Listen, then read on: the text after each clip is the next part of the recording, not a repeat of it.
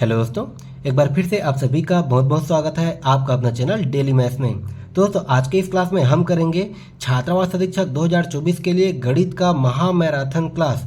दोस्तों, आज की इस मैराथन क्लास में हम गणित के कुछ बहुत ही ज़्यादा इंपॉर्टेंट क्वेश्चन को सॉल्व करने वाले हैं, नए नए ट्रिक के माध्यम से, नए नए कंसेप्ट के माध्यम से। दोस्तों, ये सभी क्वेश्चन आप सभी के लिए बहुत ही ज़्यादा इंपॉर्टेंट होने वाला है, खास करके छात्रावास अधीक्षक का जो अभी एग्जाम होने वाला है उसके लिए बहुत ही ज़्यादा इंपॉर्टेंट होने वाला है। तो आप सभी क्वेश्चन को बिल्कुल ध्यान से समझते चलिएगा। इसी के साथ दोस्तों, हमने छात्रावास अधीक्षक के लिए गणित को बिल्कुल सिलेबस के अकॉर्डिंग जीरो लेवल से लेके एडवांस लेवल तक कंप्लीट करा दिया है, बिल्कुल टॉपिक वाइज जो आपका सिलेबस में दिया गया है उसी प्रकार से। तो उन सभी वीडियो का लिंक आपको डिस्क्रिप्शन बॉक्स पर प्लेलिस्ट के रूप में मिल जाएगा। इसी के साथ हमने गणित का ही महा मैराथन क्लास ऑलरेडी कंप्लीट करा दिया है, जिसका भी लिंक आपको डिस्क्रिप्शन बॉक्स पर दे दिया जाएगा। तो आप जाकर के उन सभी क्वेश्चन का प्रैक्टिस जरूर कीजिएगा, क्योंकि वहाँ से भी आपको काफ़ी ज़्यादा हेल्प मिलने वाला है। तो फिर चलिए हम स्टार्ट करते हैं, कोई देरी ना करते हुए। हमारा आज का क्लास हमारे क्वेश्चन नंबर फर्स्ट से बिल्कुल ध्यान से समझते चलेगा। हर एक क्वेश्चन बहुत ही ज़्यादा इंपॉर्टेंट है। और इसी के साथ दोस्तों, अगर आपको हमारा क्लास पसंद आता है तो आप हमारे वीडियो को लाइक कीजिएगा, साथ ही दूसरों को भी शेयर करते रहिएगा। देखिए, हमारा क्वेश्चन नंबर फर्स्ट क्या दिया है। यदि 400 रुपये पर 10 वर्ष के लिए साधारण ब्याज रुपये 280 हो तो वार्षिक दर ज्ञात करें। देखिए दोस्तों, आप वीडियो को बीच में रोक करके ही इसको सॉल्व करने की कोशिश कीजिएगा। उसके बाद आपसे टोटल कितने क्वेश्चन बनते हैं ये हमें कमेंट करके बताइएगा। तो देखिए, इस क्वेश्चन को हम कैसे बनाएंगे। देखिए क्या दिया है, 400 रुपये पर 10 वर्ष के लिए साधारण ब्याज। ठीक है, देखिए ये 400 रुपये दिया है, ये हमारा क्या है दोस्तों, ये होगा हमारा साधारण ब्याज। टाइम कितना दिया है, 10 वर्ष। ठीक है, और साधारण ब्याज पर ये कितना हो जाता है, 280 रुपये वार्षिक दर पर हो। ठीक है, तो हमें क्या ज्ञात करना है, इसमें दर ज्ञात करना है। ठीक है, तो देखिए साधारण ब्याज का फॉर्मूला क्या होता है। ये क्वेश्चन वैसे तो आपका सिंपल फॉर्मूला बेस्ड क्वेश्चन है। तो साधारण ब्याज बराबर क्या होता है दोस्तों, साधारण ब्याज बराबर होता है मूलधन गुणित दर गुणित समय, और अपॉन में क्या हो जाता है दोस्तों, बटे में क्या हो जाता है, 100। ठीक है, ये होता है हमारा सिंपल फॉर्मूला साधारण ब्याज का। तो इसी फॉर्मूला में हम रखेंगे। देखिए हमें क्या ज्ञात करने के लिए बोला है, दर ज्ञात करने बोला है। अब देखिए हमें जो जो चीज़ दिया गया है उसको हम उसके जगह पे रखते जाते हैं। देखिए साधारण ब्याज हमें कितना दिया है, ये हमें दिया गया दोस्तों, कितना दिया है। देखिए साधारण ब्याज रुपये 280 हो तो साधारण ब्याज हमें कितना दिया है, 280 रुपये बराबर। देखिए मूलधन क्या है, देखिए कौन सा रुपये साधारण ब्याज पर 280 रुपये हो रहा है, तो हमारा 400 रुपये 10 वर्ष के लिए साधारण ब्याज पर 280 रुपये हो रहा है। तो यही 400 क्या हो जाएगा दोस्तों, ये हो जाएगा हमारा मूलधन। तो ये मूलधन की जगह में अगर मैं 400 रुपये रखता हूँ, गुणित दर, चूँकि दर हमें ज्ञात करना है तो उसको मैं एज इट इज लिख देता हूँ, दर गुणित समय। अब देखिए समय क्या है दोस्तों, 10 वर्ष। समय क्या है दोस्तों, 10 वर्ष। यहाँ पर एक चीज़ ध्यान दीजिएगा, ये हो जाएगा आपका अपॉन में 100। समय हमारा वार्षिक होना चाहिए। अगर आपको वार्षिक पूछा हो तो समय हमारा वार्षिक होना चाहिए। अब देखिए समय कहीं कहीं पर आपको दिन में भी दे दिया रहता है, कहीं अगर दे दिया जाए आपको 200 दिन, कहीं पर आपको दे दिया जाए 100 दिन। तो इसको आप बिल्कुल ध्यान रखिएगा। अगर आपको दिन में दिया हो तब की कंडीशन में हम क्या करते हैं, उस दिए गए दिन को हम 365 से भाग करेंगे। ठीक है, क्योंकि 365 दिन का एक साल होता है। ठीक है, यहीं पर अगर आपको ये समय जो है वो ये वर्ष में ना दे करके आपको अगर माह में दिया हो तब की कंडीशन में हम क्या करेंगे दोस्तों, उसको 12 से भाग देंगे, क्योंकि 12 महीने का होता है एक साल। ठीक है, इस चीज़ को आप बिल्कुल ध्यान दीजिएगा। अब यहाँ पर देखिए हमें क्या चीज़ ज्ञात करना है दोस्तों, दर। तो दर को छोड़ के इसके साथ जो भी संख्या है इसको अगर मैं इधर ट्रांसफ़र कर दूँ तो हमारे पास क्या बच जाएगा। देखिए ये हो जाएगा दोस्तों दर, हमें दर निकालना है, दर बराबर हमें ज्ञात करना है। देखिए क्या हो जाएगा, 280 गुणित 100, इधर आके क्या हो जाएगा दोस्तों, गुणा। तो 280 गुणित 100, और ये अपॉन में क्या हो जाएगा, देखिए नीचे में क्या क्या बच जाएगा, नीचे में ये हमारा आ जाएगा 400, नीचे में हमारा आ जाएगा 400, और ये कितना हो जाएगा 10। अब देखिए जो जो कटेगा उसको हम कटा देते हैं। देखिए ये हमारा ये 2 जीरो से ये 2 जीरो कट गया, ये हमारा 1 जीरो से ये 1 जीरो कट गया। तो हमारे पास अब उसके बाद दर देखिए क्या बचा, 28/4। ठीक है, यहाँ पर ये और कटेगा, देखिए 4 एकम 4 और ये 7 चौक 28। तो दर हमारे पास कितना बचा दोस्तों, दर कितना बचा, 7%। ठीक है, दर बचा हमारा 7% और यही हमें ज्ञात करना था। तो इसका राइट आंसर क्या हो गया दोस्तों, आपका ऑप्शन नंबर ए।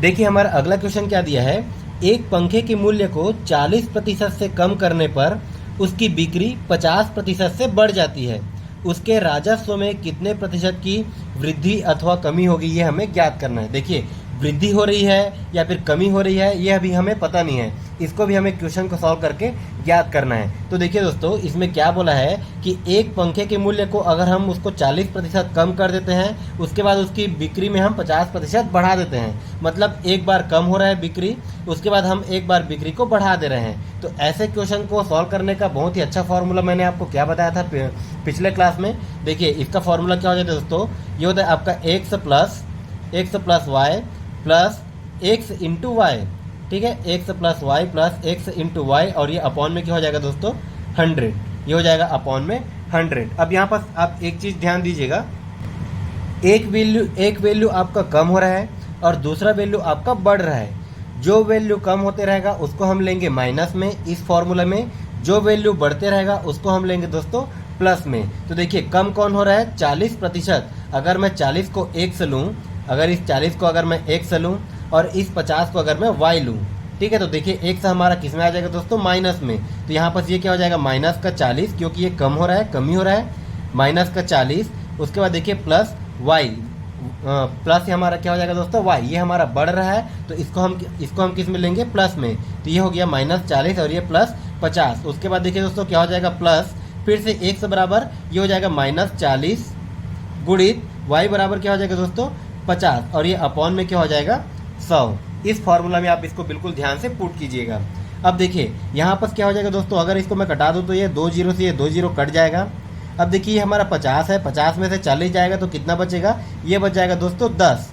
उसके बाद देखिए 5 चौक ये कितना हो जाएगा 20, और यहाँ पर ये प्लस और माइनस क्या हो जाएगा दोस्तों यहाँ पर माइनस, तो ये 10 माइनस 20। अब देखिए 10 में से अगर मैं 20 को माइनस करूँ तो ये हमारा कितना आ जाएगा, 10 में से अगर मैं 20 को माइनस करूँगा तो ये हमारा आ जाएगा दोस्तों माइनस का 10%, ठीक है। अब यहाँ पर देखिए जो माइनस दिया है ये माइनस क्या चीज़ को दर्शाता है, तो माइनस दर्शाता है दोस्तों ये कमी को, माइनस दर्शाता है कमी को, ठीक है। तो एक पंखे के मूल्य में अगर हम उसको 40% कम कर दें, फिर उसकी बिक्री में अगर हम 50% बढ़ा दें तो उसके राजस्व में 10% की कमी आएगी। तो इसका राइट आंसर क्या हो जाएगा दोस्तों, ऑप्शन नंबर डी, 10% कमी।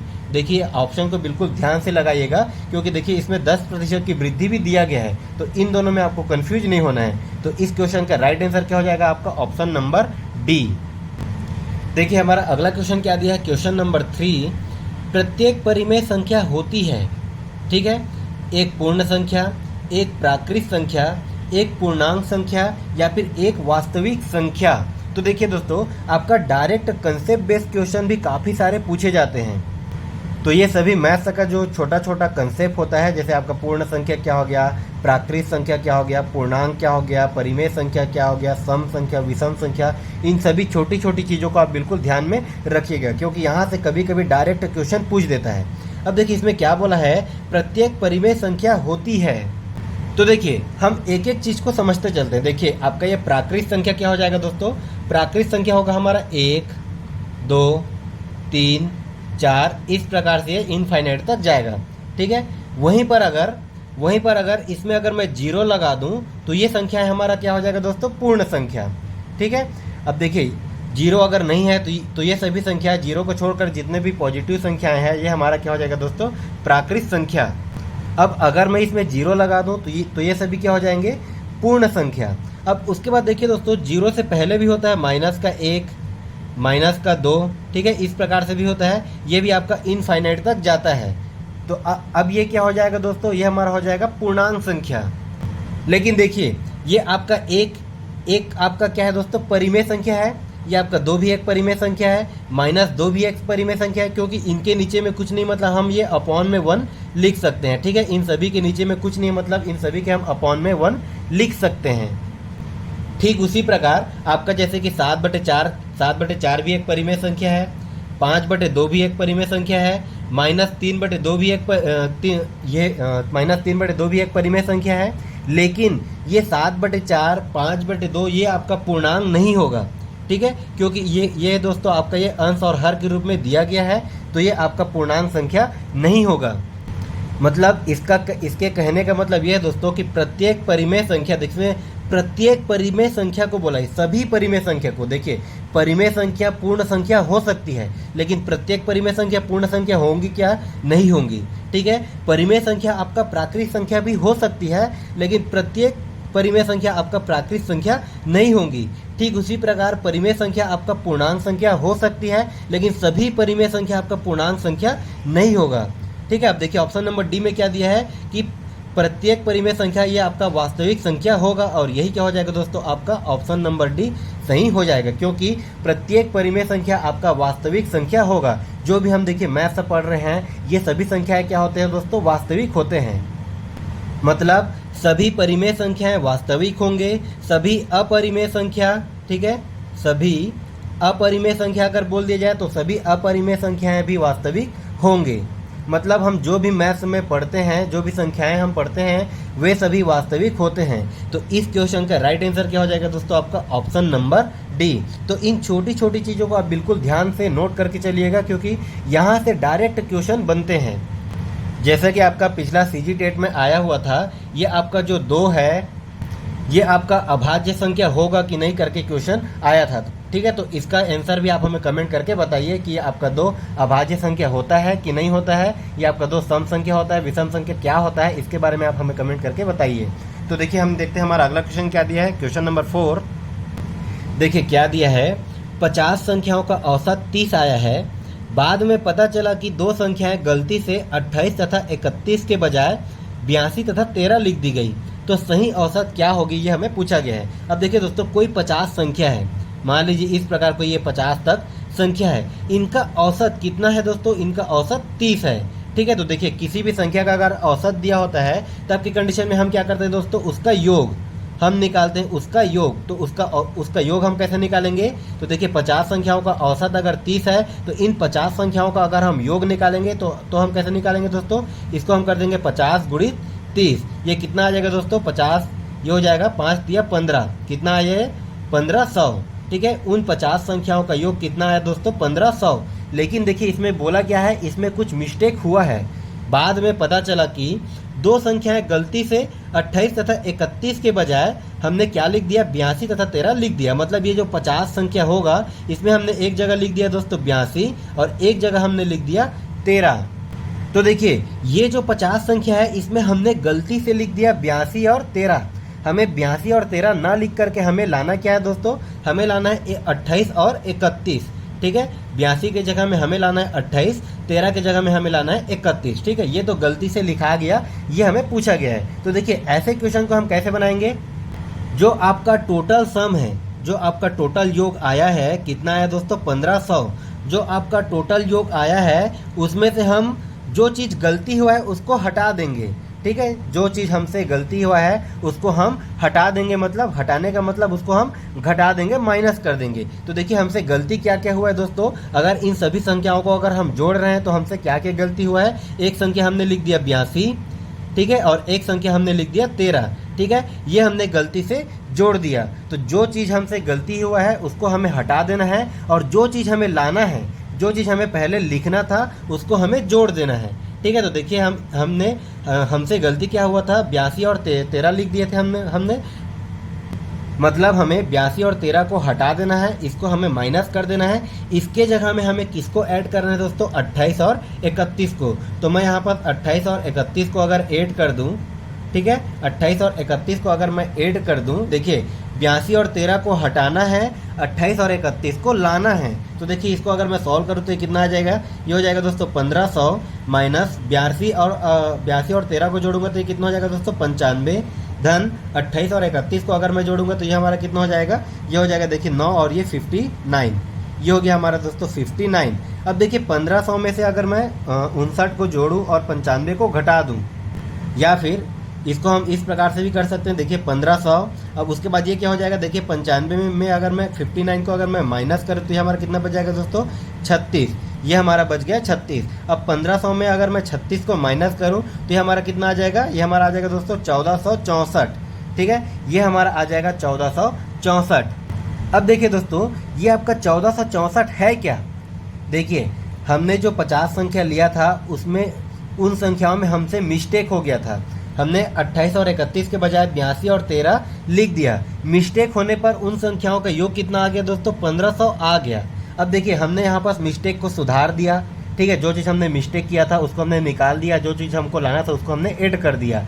हमने मिस्टेक को सुधार दिया तो एक्चुअल योग हमें कितना मिला? एक्चुअल योग हमें मिला दोस्तों 1464। मतलब उन 50 संख्याओं को जोड़ने पर कितना आना चाहिए दोस्तों? 1464 आना चाहिए। ये हमारा मिला है एक्चुअल योग। कितना है दोस्तों? 1464। यह है हमारा एक्चुअल योग। तो हमें अब औसत निकालना है, ठीक है। इन्हीं में से हमें निकालना है दोस्तों औसत। तो देखिए हमारे पास टोटल योग कितना आया? 1464। और टोटल संख्या कितना है? टोटल संख्या दोस्तों 50 संख्या। इसी प्रकार से हम औसत निकालते हैं। देखिए प्रेक्षणों का योग, तो उन सभी 50 प्रेक्षणों का एक्चुअल योग हमें मिल गया दोस्तों 1464 अपॉन प्रेक्षणों की संख्या। कितनी संख्या है? टोटल 50 संख्या। तो यहाँ पर मैंने कर दिया दोस्तों प्रेक्षणों का योग और ये बटे में प्रेक्षणों की संख्या। ये हमारा क्या निकल करके आ जाएगा दोस्तों? औसत। और यही चीज़ हमें पूछा गया है, इसका सही औसत क्या होगा, ये चीज़ हमें पूछा गया है। तो देखिए यहाँ पर अगर मैं इसको कटा दूँ तो ये हमारा कितना हो जाएगा? देखिए अगर मैं इसको कटा देता हूँ 5 से, देखिए हमारे 5 एकम 5 हो जाएगा। ये हो जाएगा दोस्तों 5 दूने 10, 4 बचा, ठीक है। उसके बाद ये हो जाएगा 5 9 45, 1 बचा। फिर से हमारा ये हमारा 14 हो गया। ये फिर 5 दूने 10, ये हमारा कितना बचा दोस्तों? 4 बचा। और ये 5 अट्ठे 40, ठीक है। मतलब ये 292.8।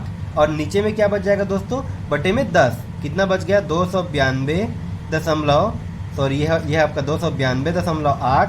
और नीचे में क्या बच गया दोस्तों? आपका 10। अगर मैं इसको एक स्टेप और सॉल्व करूँ, देखिए नीचे में 10 है तो ये हमारा, इसको मैं और किस प्रकार से लिख सकता हूँ? इसको मैं लिख सकता हूँ दोस्तों 29.28, ठीक है। 29.28। तो हमारा सही औसत क्या हो जाएगा दोस्तों? 29.28। ये हो जाएगा हमारा आंसर। देखिए आपका किस ऑप्शन में दिया है? Option number C. देखिए आपको समझाने के लिए इतना टाइम लग रहा है। वैसे तो अगर आपको कभी भी इस प्रकार से क्वेश्चन पूछ दिया जाए तो आप इसको विद इन सेकेंड बना सकते हो। बस आपका ये कैलकुलेशन थोड़ा स्पीड होना चाहिए। बाकी क्वेश्चन को बनाने का कंसेप्ट तो मैं आपको हर एक क्वेश्चन में बता ही रहा हूँ। इसी के साथ अगर आपको और डिटेल में समझना हो तो आप जाके हमारा सभी क्लास को देख सकते हैं। वहाँ पर मैंने हर एक टॉपिक का पूरा सिलेबस के अकॉर्डिंग पूरा डिटेल में समझाया हुआ है। तो फिर चलिए हम देखते हैं हमारा अगला क्वेश्चन क्या दिया है। देखिए दोस्तों हमारा अगला क्वेश्चन है क्षेत्रफल तथा परिमाप वाले चैप्टर से, क्योंकि यहाँ से आपको सबसे ज़्यादा क्वेश्चन पूछे जाते हैं आपका सीजी टेट और ये शिक्षक भर्ती में, क्योंकि ये चैप्टर आपका काफ़ी बड़ा चैप्टर है, ठीक है। इसमें आपका ये 2D से भी क्वेश्चन आता है, 2 डायमेंशन वाले से भी क्वेश्चन आता है, जिसमें हम वृत्त पढ़ते हैं, त्रिभुज पढ़ते हैं, चतुर्भुज पढ़ते हैं। ये सभी आपका 2D में आता है, ठीक है। इसी में हम इसमें पढ़ते हैं दोस्तों 3D में, ठीक है, जिसमें हम पढ़ते हैं बेलन पढ़ते हैं, शंकु पढ़ते हैं, ठीक है। बेलन पढ़ते हैं, आपका शंकु पढ़ते हैं, घन पढ़ते हैं, घनाभ पढ़ते हैं। ये सभी आपका 3D में आता है। मतलब इस चैप्टर से आपको सबसे ज़्यादा मैथ्स में क्वेश्चन पूछे जाते हैं। तो देखिए ये हमारा क्वेश्चन नंबर 5 बहुत ही इंपॉर्टेंट क्वेश्चन है, बिल्कुल ध्यान से समझते चलिएगा। देखिए क्या दिया है कि 2 समबाहु त्रिभुजों के क्षेत्रफलों का अनुपात 36:64 है। उनकी ऊंचाई का अनुपात क्या होगा, ये हमें ज्ञात करना है। अब देखिए दोस्तों ये आपका क्षेत्रफल तथा परिमाप से जो भी क्वेश्चन बनते हैं, इसमें से 90% क्वेश्चन आपका डायरेक्ट फॉर्मूला बेस्ड क्वेश्चन होते हैं, ठीक है। इसमें कोई ज़्यादा कंसेप्ट नहीं होता, बस थोड़ा बहुत कंसेप्ट होता है, वो मैं आपको बताते जाऊंगा। लेकिन 90% क्वेश्चन में सीधा डायरेक्ट आपको फार्मूला बेस्ड क्वेश्चन पूछे जाते हैं। तो आप हर एक का पूरा फार्मूला याद रखिए बिल्कुल, क्योंकि आपको डायरेक्ट फार्मूला बेस्ड ही क्वेश्चन पूछे जाएंगे आगामी एग्जाम में। अब देखिए इसमें दिया क्या है कि 2 समबाहु त्रिभुजों के क्षेत्रफलों का अनुपात इतना है। अब देखिए दोस्तों समबाहु त्रिभुज, मान लीजिए हमारे पास 2 समबाहु त्रिभुज कुछ इस प्रकार से है, ठीक है। अब देखिए समबाहु त्रिभुज क्या होता है दोस्तों? जिसकी सभी भुजाएं आपस में बराबर होती है। मान लीजिए इसकी एक भुजा ए है तो इसकी ये दूसरी भुजा भी ए हो जाएगी और ये तीसरी भुजा भी ए हो जाएगी। ठीक उसी प्रकार मान लीजिए इसकी एक भुजा बी है तो इसकी दूसरी भुजा भी बी हो जाएगी, इसकी तीसरी भुजा भी बी हो जाएगी। मतलब समबाहु त्रिभुज कहने का मतलब उसकी सभी भुजाएं आपस में बराबर होती हैं। अब देखिए समबाहु त्रिभुज का क्षेत्रफल, इसमें क्या दिया दोस्तों? समबाहु त्रिभुज के क्षेत्रफलों का अनुपात हमें 36:64 दिया गया है। तो समबाहु त्रिभुज का क्षेत्रफल क्या होता है दोस्तों? समबाहु त्रिभुज का क्षेत्रफल होता है आपका वर्गमूल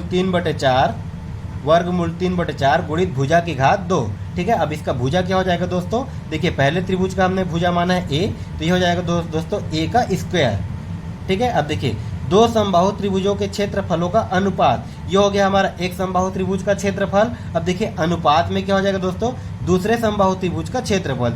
तो फिर दूसरा समबाहु त्रिभुज का क्षेत्रफल क्या हो जाएगा, ये भी आपका वर्गमूल 3/4। अब देखिए ये तो हमारा हो गया पहले के लिए, इसमें हमने लिया था a²। ये हो जाएगा दोस्तों हमारा दूसरे के लिए, इसमें हम लेंगे b²। जैसा जैसा क्वेश्चन में बोला गया है ठीक हमें उसी प्रकार से करना है।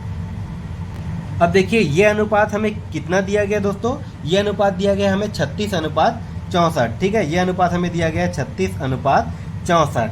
अब यहाँ पर देखिए अनुपात का मतलब क्या होता है दोस्तों, बटा। ठीक है, बटा मतलब ये हो रहा है भाग, आपस में ये हो रहा है दोस्तों भाग। तो यहाँ पर देखिए अगर ये भाग हो रहा है तो मैं ये वर्गमूल 3/4 को काट सकता हूँ। तो ये हमारा यहाँ पास हमारा ये क्या आ गया, ये आ गया दोस्तों a² अपॉन में ये हमारा आ गया b²। ठीक है, बिल्कुल ध्यान से समझते चलिएगा क्योंकि क्वेश्चन बहुत ही आसान होते हैं। जैसा जैसा क्वेश्चन है बोल रहा है ठीक वही स्टेप हमें फॉलो करना है। अब देखिए a² अपॉन b² इक्वल में हमारा क्या आ गया दोस्तों 36 और ये अपॉन में क्या आ गया दोस्तों 64। ठीक है, अब देखिए a² अपॉन b² है, इसको मैं और किस प्रकार से लिख सकता हूँ दोस्तों, इसको मैं लिख सकता हूँ देखिए a अपॉन b इक्वल में देखिए यहाँ पर ये वर्ग है, वर्ग का अगर मैं इधर ट्रांसफर करूँगा तो ये हो जाएगा दोस्तों वर्गमूल में, फिर ये वर्गमूल 36, तो ये वर्गमूल 36 का मान क्या आ जाएगा 6। ठीक है, तो इसको मैं एक स्टेप डायरेक्ट सॉल्व करता हूँ। तो देखिए ये a² अपॉन b² इक्वल में 36/64। तो इसको मैं a अपॉन b बराबर में क्या लिख सकता हूँ दोस्तों, 36 किसका वर्ग होता है 6 और ये 64 किसका वर्ग होता है दोस्तों 8। ठीक है, तो a अपॉन b का वैल्यू कितना आ गया दोस्तों 6/8। ठीक है, अब यहाँ पर देखिए हमें मिल गया इनकी भुजाओं का अनुपात, लेकिन हमें पूछा क्या गया दोस्तों, उनकी ऊंचाई का अनुपात क्या होगा ये हमें पूछा गया है। अब देखिए समबाहु त्रिभुजों का क्षेत्रफल क्या हो जाता है, वर्गमूल 3/4 गुणित भुजा के घात 2, ये होता है उसका क्षेत्रफल। और समबाहु त्रिभुज का ऊंचाई, इसका हाइट अगर पूछा जाए तो इसका हाइट क्या होता है दोस्तों, इसके हाइट का फॉर्मूला होता है आपका ये वर्गमूल 3/2 इंटू भुजा। ठीक है, ये होता है देखिए इसके हाइट का फॉर्मूला, इसके ऊंचाई का फॉर्मूला। इसमें आप कंफ्यूज मत होइएगा। ठीक है, देखिए समबाहु त्रिभुजों का क्षेत्रफल होता है आपका वर्गमूल 3/4 गुणित भुजा की घात 2 और समबाहु त्रिभुज की ऊंचाई होती है दोस्तों वर्गमूल 3/2 गुणित भुजा। ठीक है, अब इनकी ऊंचाई का अनुपात हमें पूछा गया है। तो ये हो गया एक त्रिभुज का ऊंचाई अनुपात, ये हो जाएगा दोस्तों दूसरे त्रिभुज का ऊंचाई। ठीक है, ये हो जाएगा वर्गमूल 3/2 और ये b। ठीक है, एक का भुजा a है, एक का भुजा b है। ठीक, यहाँ पर भी ये अनुपात में है तो ये वर्गमूल 3/2 कैंसिल हो गया। तो यहाँ पर क्या बच गया दोस्तों, यहाँ पर बच गया a अनुपात b। ठीक है, a अनुपात b हमारा बच गया और a अनुपात b का मान हमें ज्ञात करना है। अब यहाँ पर देखिए a अनुपात b का मान हमें पहले से मिल चुका है। a अनुपात b का मान हमें क्या मिला दोस्तों, a अनुपात b कहने का मतलब a अपॉन b, a अनुपात b का मान हमें क्या मिला 6/8 और यही क्या हो जाएगा हमारा आंसर। ठीक है, यही क्या हो जाएगा दोस्तों हमारा आंसर। तो देखिए आपका किस में दिया गया है, ऑप्शन नंबर डी में। अब एक चीज़ यहाँ पर और ध्यान दीजिए दोस्तों, देखिए वैसे तो पूछा नहीं गया है लेकिन आगामी एग्जाम में पूछ दिया जाए तो इसका मैं फॉर्मूला आपको बता देता हूँ। देखिए अगर आपको पूछ दिया जाए कि इसके परिमाप का अनुपात क्या हो जाएगा, तो देखिए इसके परिमाप का अनुपात क्या हो जाएगा, समबाहु त्रिभुज का परिमाप क्या होता है, तो समबाहु त्रिभुज का परिमाप होता है दोस्तों 3 × a। देखिए परिमाप क्या होता है, हम उसके बाहरी आवरण को हम जोड़ देते हैं। ठीक है, मतलब ये a प्लस ये a हो जाएगा। ठीक है, तो ये हमारा क्या हो जाएगा दोस्तों 3a। इनका अनुपात ये क्या हो जाएगा, देखिए पहले त्रिभुज का परिमाप ये अनुपात में दूसरे त्रिभुज का परिमाप, मतलब ये हो जाएगा दोस्तों 3b। मतलब ये 3 से 3 कैंसिल हो गया तो ये भी आपका क्या आ जाएगा दोस्तों a अनुपात b। और a अनुपात b का मान हमारा क्या आ गया दोस्तों, ये हमारा आ गया 6/8। मतलब देखिए यहाँ पर आप एक चीज़ ध्यान दीजिएगा, अगर आपका समबाहु त्रिभुज हो और अगर हमें उसकी भुजाओं का अनुपात मिल गया तो उसकी भुजा का अनुपात जितना होगा वही अनुपात उसके ऊंचाई का भी होगा, वही अनुपात होगा दोस्तों उसके परिमाप का भी। ठीक है, ये बहुत ही छोटा सा कंसेप्ट है और बहुत ही इंपॉर्टेंट कंसेप्ट है। ठीक है, अगर आपको ये चीज़ पता है तो आपको ये इतना सारा तामझाम करने की और ज़रूरत नहीं है। यहाँ पर आप ये फिर से परिमाप निकालोगे, ये फिर से हाइट निकालोगे, ये सब करने की ज़रूरत नहीं है। ठीक है, इस कंसेप्ट को आप बिल्कुल ध्यान रखिएगा। चलिए हम देखते हैं हमारा अगला क्वेश्चन क्या दिया, क्वेश्चन नंबर 6। देखिए हमारा अगला क्वेश्चन क्या दिया दोस्तों, एक साइकिल का पहिया 44 किलोमीटर में 5000 चक्कर पूरा करता है तो पहिए की त्रिज्या ज्ञात कीजिए। अब देखिए कोई साइकिल का पहिया है, कुछ इस प्रकार से साइकिल का पहिया है। अब देखिए क्या बोल रहे हैं दोस्तों, ये साइकिल जो है 44 किलोमीटर चलता है। ये साइकिल जो है 44 किलोमीटर चलता है और ये पहिया ये अपने आप ये घूम रहा है और ये 44 किलोमीटर चलने पर ये 5000 ये चक्कर पूरा करता है। ठीक है, ये 5000 बार ये घूम जाता है। तो देखिए ये जो साइकिल का पहिया होता है ये हमारा वृत्ताकार होता है। वृत्ताकार होता है तो इसमें आपका कोई एक त्रिज्या हो जाएगा, आर हो जाएगा, और यही त्रिज्या हमें ज्ञात करने के लिए बोला है। तो देखिए पहले इस क्वेश्चन का हम कंसेप्ट समझ लेते हैं। देखिए ये जो आपका साइकिल का पहिया है ये एक चक्कर लगाता है। ठीक है, ये एक चक्कर ये लगाता है। ठीक है, अब देखिए वृत्त की परिधि, ये जो वृत्त है ये इसकी परिधि क्या हो जाएगी दोस्तों, इसका ये एक चक्कर ही इसका परिधि होता है। मतलब देखिए एक चक्कर लगाने में ये जो है साइकिल का पहिया एक चक्कर लगाने में उसके परिधि के बराबर ही चलेगा। ठीक है, इस कंसेप्ट को आप याद रखिएगा। अगर साइकिल का जो पहिया अगर वो एक बार ये इस प्रकार से घूम रहा है, एक बार ये देखिए साइकिल का पहिया मतलब यहाँ से ये घूम करके यहाँ तक ये फिर से आया, एक बार घुमा, और यही क्या हो जाएगा दोस्तों, इसकी ये जो वृत्त बनेगा ये इसी वृत्त की परिधि हो जाएगा। ठीक है, तो मतलब साइकिल के पहियों को एक चक्कर लगाने में उसके परिधि के बराबर ही चलना पड़ेगा।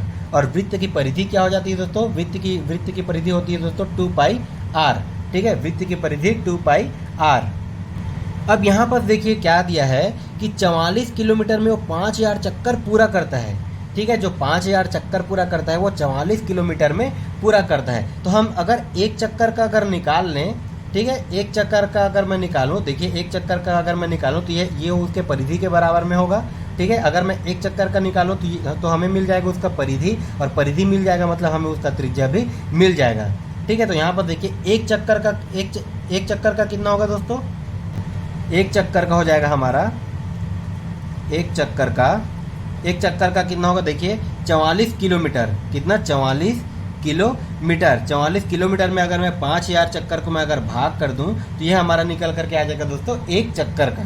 ठीक है, अब यहाँ पर देखिए 44 है, ये हमें दिया गया है किलोमीटर में, और हमारा सभी ऑप्शन देखिए किस में दिया है दोस्तों, सेंटीमीटर में। तो इस किलोमीटर को हमें चेंज करना है दोस्तों सेंटीमीटर में। ठीक है, तो देखिए 44, अब उसके बाद किलोमीटर को पहले मैं मीटर में चेंज करूँगा तो कितना हो जाएगा दोस्तों, कितना से गुणा करना पड़ेगा, 1000 से गुणा करना पड़ेगा। अब देखिए ये हमारा आ गया मीटर में, अब मीटर को हमें फिर से सेंटीमीटर में चेंज करना है। तो ये देखिए अगर मैं मीटर को सेंटीमीटर में चेंज करूं तो 1 मीटर बराबर 100 सेंटीमीटर हो जाएगा, मतलब मुझे 100 से फिर से गुणा करना पड़ेगा। तो यहाँ पर ये देखिए नीचे में क्या हो जाएगा दोस्तों, हमारा ये 5000 ऑलरेडी हो जाएगा। ठीक है, ये हमारा हो गया 5000 ऑलरेडी। अब यहाँ पर देखिए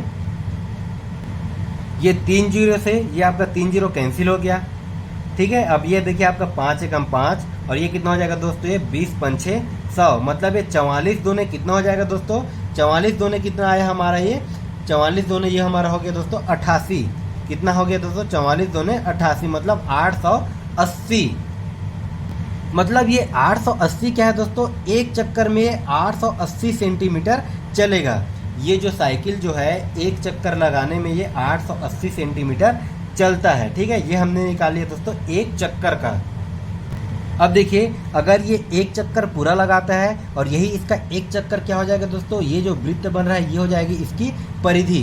ठीक है, और एक चक्कर में कितना चलता है, एक चक्कर में चलता है दोस्तों 880 सेंटीमीटर, या और ये कितने के बराबर चलता है दोस्तों, ये इसकी परिधि के बराबर में चलता है। तो ये हो जाएगा दोस्तों 2πr। तो यहाँ से मैं r का मान निकाल सकता हूँ। r बराबर क्या हो जाएगा, देखिए ये 880, और ये बटे में क्या हो जाएगा दोस्तों 2 गुणित पाई। पाई का मान क्या होता है, पाई का मान होता है दोस्तों 22/7, मतलब ये 22 और ये बटे में 7, तो ये 7 क्या हो जाएगा दोस्तों ऊपर चले जाएगा। तो यहाँ पर देखिए 22 दूने 44, क्या हो जाएगा दोस्तों 22 दूने 44, और ये 44 एकम 44, और ये क्या हो जाएगा दोस्तों 44 दूने 88, मतलब ये कितने बार में जाएगा, 20 बार में। तो आर का मान क्या निकल के आ जाएगा दोस्तों, 7 दूने 14, ये हमारा आ गया, और ये 0 का 0, तो r बराबर ये हमारा कितना आ गया दोस्तों 140, और ये 140 किस में हो जाएगा दोस्तों, सेंटीमीटर में, और यही हमें ज्ञात करने के लिए बोला गया है। देखिए आपका किस में दिया गया है, ऑप्शन नंबर ए में।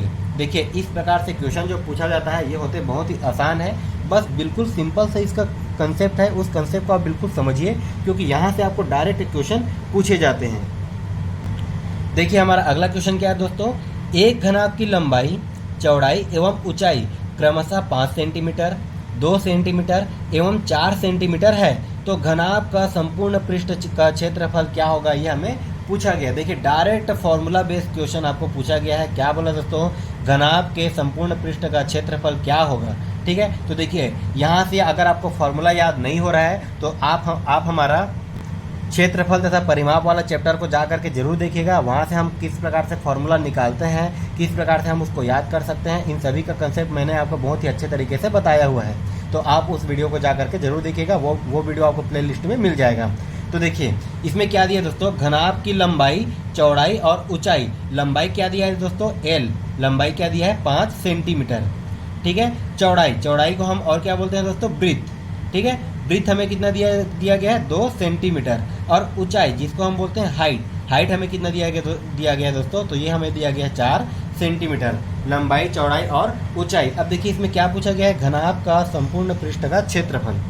तो घनाभ के संपूर्ण पृष्ठ का क्षेत्रफल क्या होता है दोस्तों, घनाभ का संपूर्ण पृष्ठ का क्षेत्रफल। तो इसका फॉर्मूला क्या होता है दोस्तों, 2 गुणित देखिए 2 इंटू एल बी प्लस ये हो जाएगा दोस्तों बी एच प्लस ये हो जाएगा दोस्तों एच एल। देखिए 2 गुणित ये हो जाएगा दोस्तों आपका लंबाई गुणित चौड़ाई धन चौड़ाई गुणित ऊंचाई धन ऊंचाई गुणित लंबाई, ठीक है। तो ये हो जाएगा दोस्तों घनाभ के संपूर्ण पृष्ठ का क्षेत्रफल। यहाँ पर देखिए हमें एल बी और एच तीनों का मान दिया गया है, तो इसको हम डायरेक्ट फॉर्मूला में रख करके इसका मान निकाल सकते हैं। तो यहाँ पर देखिए क्या हो जाएगा, ये 2 को मैं एज इट इज लिख देता हूँ, एल इंटू बी। तो एल का मान क्या है 5, बी का मान है 2, तो 5 दूने 10, ये हो जाएगा दोस्तों 5 दूने 10 धन बी इंटू एच, बी का मान है 2, एच का मान है 4, मतलब 2 चौक 8, ये हो गया दोस्तों 2 चौक 8 धन एच इंटू एल, एच का मान है 4, एल का मान है 5, तो ये हो जाएगा दोस्तों 5 चौक 20, ठीक है। यहाँ पर एक स्टेप मुझे पुट करके बनाना था, लेकिन मैं एक स्टेप आगे करके बना दिया। तो यहाँ पर आप कंफ्यूज मत होइएगा, यहाँ पर अगर आप चाहो तो इसको एल बी यहाँ पर से और ये एच का मान रख सकते हो। अब यहाँ पर देखिए क्या हो जाएगा दोस्तों, ये हो जाएगा हमारा, अगर इसको मैं जोड़ दूँ तो 20 और ये 10 30, 30 और ये 8 कितना हो जाएगा दोस्तों 38, कितना हो गया ये 38। अब 2 गुणित 38 करने पर ही हमारे क्या आ जाएगा, 38 दोने ये हो जाएगा हमारा दोस्तों 76 76। अब यहाँ पर देखिए 76 तो हमें आंसर मिल गया, ठीक है, 76 तो हमें आंसर मिल गया। अब कई बच्चे क्या करते हैं, यहाँ तक आंसर ले आते हैं, उसके बाद भी क्वेश्चन को गलत कर जाते हैं। देखिए ऑप्शन में क्या दिया है दोस्तों, 76 वर्ग सेंटीमीटर, ये आपका 76 सेंटीमीटर, ठीक है। ये दोनों में से कौन होगा, तो देखिए हमने क्या निकाला है क्षेत्रफल। क्षेत्रफल हमेशा किस में होता है दोस्तों, वर्ग सेंटीमीटर में, ठीक है। क्षेत्रफल हमेशा होता है हमारा वर्ग सेंटीमीटर में। अब वर्ग सेंटीमीटर में क्यों होता है, देखिए यहाँ पर हम इसकी यूनिट को भी गुणा करते चलेंगे। देखिए लंबाई का क्या हो जाएगा दोस्तों, इसका यूनिट सेंटीमीटर, इसका भी यूनिट सेंटीमीटर, मतलब सेंटीमीटर गुणित सेंटीमीटर, मतलब ये वर्ग सेंटीमीटर हो जाता है, ठीक है। तो कभी भी अगर आपका क्षेत्रफल पूछ दिया जाए तो ये हमारा किस में होता है दोस्तों, वर्ग सेंटीमीटर में, ये हो जाएगा सेंटीमीटर स्क्वायर। चलिए हमारा अगला क्वेश्चन दिया है, क्वेश्चन नंबर 8। एक आयताकार बक्से की भुजाएं 1:2:3 के अनुपात में हैं और उसका पृष्ठीय क्षेत्रफल 88 वर्ग सेंटीमीटर है। तदनुसार उस बक्से का आयतन कितना होगा, ये हमें निकालना है। अब देखिए दोस्तों यहाँ पर आप एक चीज़ ध्यान दीजिएगा, इसमें क्या बोला है आयताकार, और ये क्या है दोस्तों बक्सा, ठीक है। तो आयताकार बक्सा आपका किसके रूप में होता है दोस्तों, आपके घनाभ के रूप में होता है, ठीक है। तो यहाँ पर देखिए घनाभ है और उसका आयतन क्या हो जाएगा दोस्तों, उसका आयतन होता है दोस्तों L into breadth into height, ठीक है। लंबाई गुणित ऊंचाई गुणित चौड़ाई, ठीक है, ये हो जाता है दोस्तों घनाभ का आयतन। तो ये आपका डायरेक्ट फॉर्मूला है, इसको आप याद रखिएगा, ठीक। वहीं पर घनाभ के संपूर्ण पृष्ठ का क्षेत्रफल क्या हो जाएगा, अभी हमने पिछला क्वेश्चन में देखा, घनाभ के संपूर्ण पृष्ठ का क्षेत्रफल क्या होता है दोस्तों, तो इसका संपूर्ण पृष्ठ का क्षेत्रफल होता है दोस्तों 2 into L into B plus B into H plus H into L, ठीक है। ये होता है इसके आयतन का फॉर्मूला, ये होता है इसके संपूर्ण पृष्ठ के क्षेत्रफल का फॉर्मूला। तो इन फॉर्मूला को आप बिल्कुल याद रखिएगा, यहाँ से डायरेक्ट क्वेश्चन बनते हैं। अब देखिए इस क्वेश्चन का कंसेप्ट क्या है दोस्तों, इसमें हमें देखिए दिया क्या है कि एक आयताकार बक्से की भुजाएं कितना दिया गया दोस्तों, 1:2:3।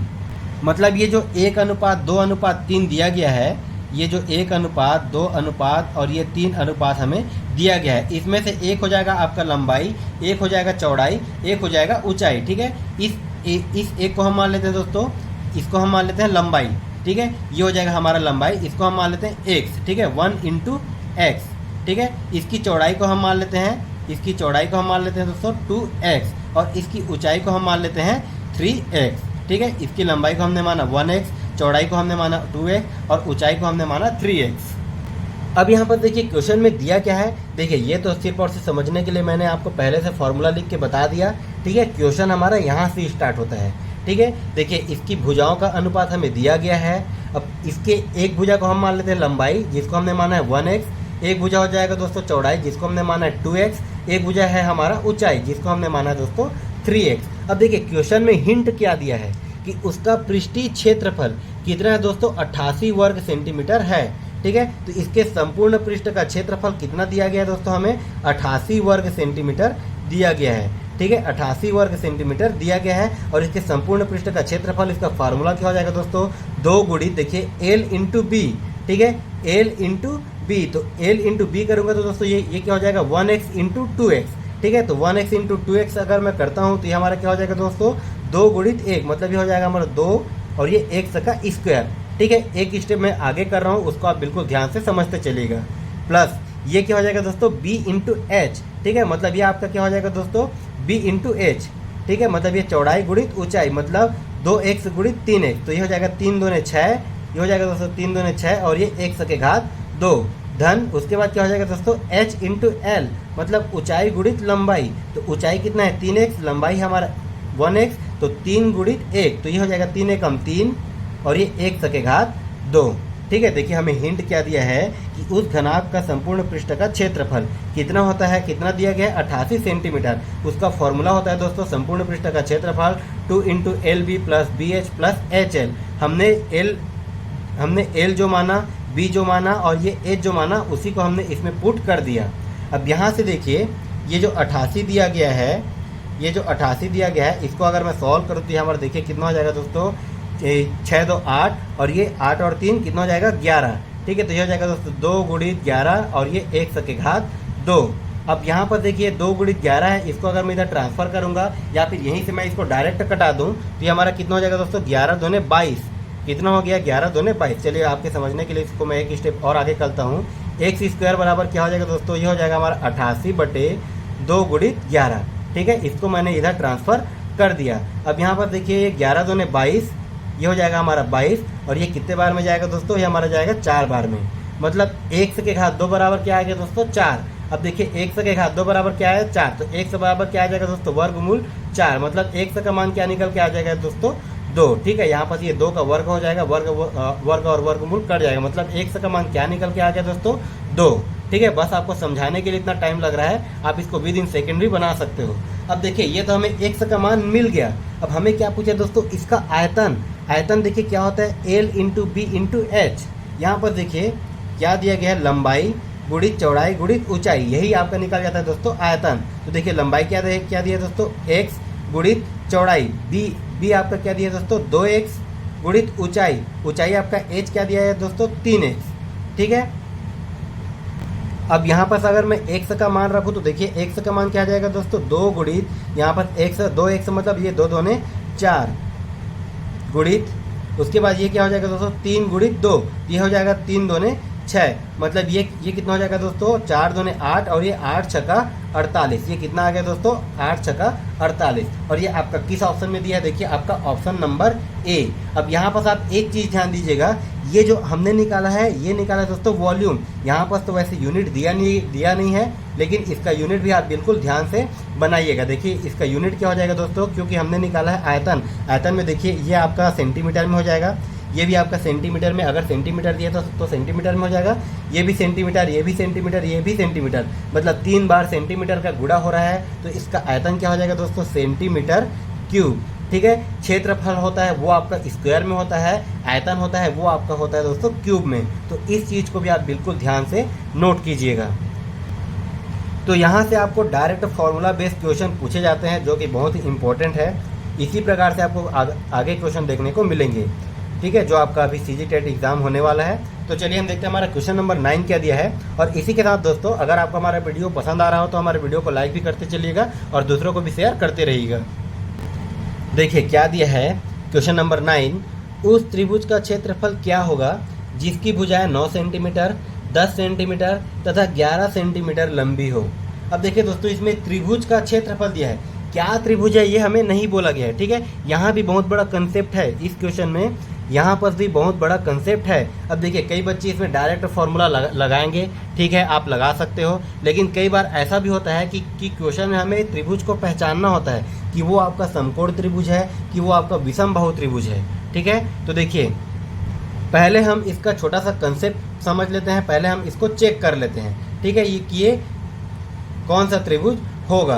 तो देखिए दोस्तों त्रिभुज के कंडीशन में क्या होता है कि दो छोटी भुजाओं के वर्गों का योग बड़ी भुजाओं के बराबर में आता है कि नहीं आता है, ये हम पहले चेक कर लेते हैं। तो देखिए इसमें हमारा तीन भुजा दिया गया है, 9 सेंटीमीटर, 10 सेंटीमीटर और ये 11 सेंटीमीटर। तो दो छोटी भुजाओं के वर्गों का योग हम निकालते हैं, ठीक है। 9 स्क्वायर धन ये 10 स्क्वायर, ये आपका ये बड़ी भुजा की स्क्वायर के बराबर में आना चाहिए।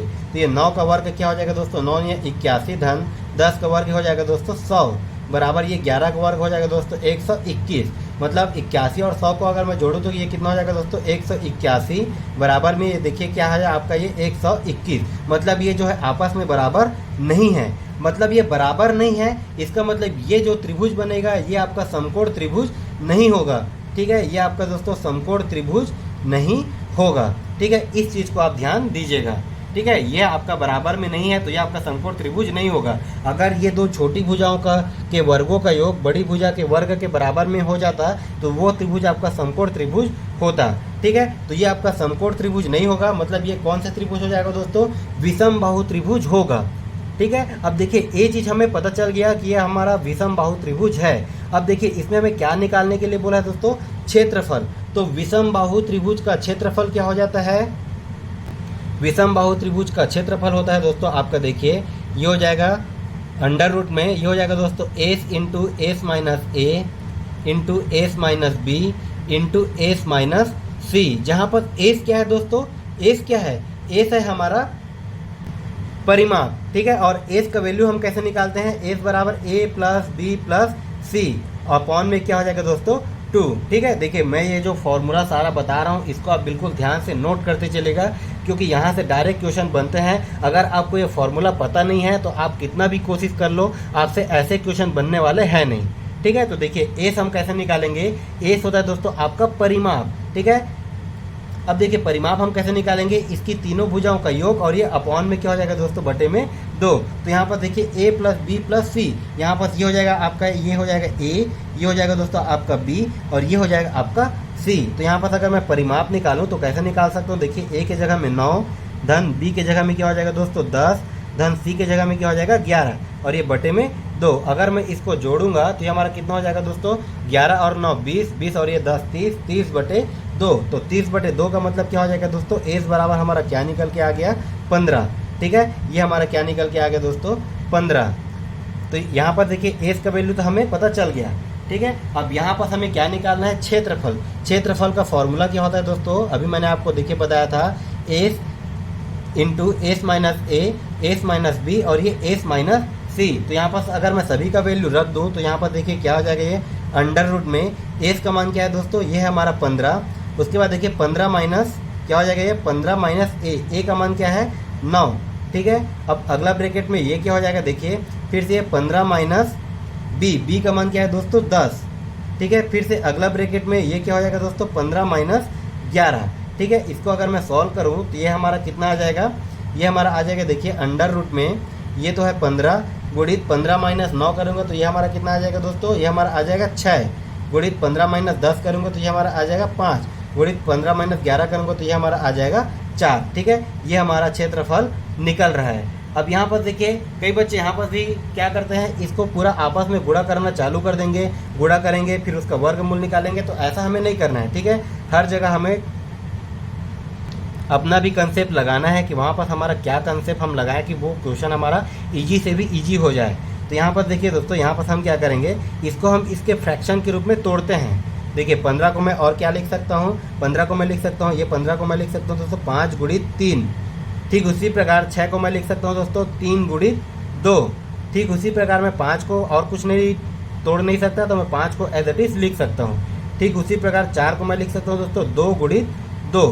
अब यहाँ पर देखिए क्या चीज़ दिया है, जो चीज़ का पेयर दिया गया है, क्योंकि ये आपका अंडर रूट में है, पेयर को हम बाहर निकाल सकते हैं। तो यहाँ पर ये देखिए आपके 3 का एक पेयर बन गया, 5 का एक पेयर बन गया और ये 2 का एक पेयर बन गया। मतलब देखिए बाहर क्या क्या निकल गया दोस्तों, बाहर हमारा देखिए एक पेयर हमारा ये 5 का बन गया, 5 बाहर आ गया, एक पेयर हमारा 3 का बन गया, 3 बाहर आ गया, एक पेयर हमारा 2 का बन गया, 2 बाहर आ गया, और अंडर रूट में क्या बच गया दोस्तों 2। ठीक है, यहाँ पर ये जो पेयर बन रहा है इसको हम बाहर क्यों लेते हैं, मतलब ये 5 का पेयर बन रहा है, मतलब 5 के घात 2, ये घात और ये वर्गमूल आपस में कट जाते हैं। ठीक है, तो ये हमारा बाहर निकल जाता है। अब इसको अगर देखिए मैं सॉल्व करूँ तो ये हमारा एरिया कितना आ जाएगा दोस्तों, 5 3 15, 15 दूनी 30, कितना आ गया दोस्तों, ये हमारा 30 वर्गमूल 2।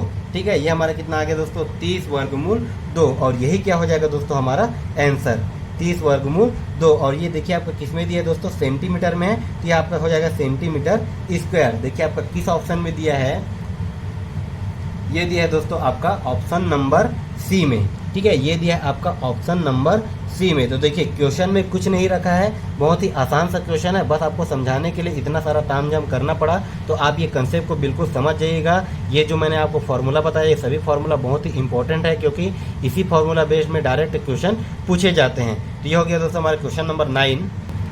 देखिए क्या दिया है, यदि एक समभुज त्रिभुज की भुजा की लंबाई 6 सेंटीमीटर है तो उसका क्षेत्रफल तथा ऊंचाई क्या होगा, ये हमें ज्ञात करना है। देखिए क्या पूछा दोस्तों, समभुज त्रिभुज।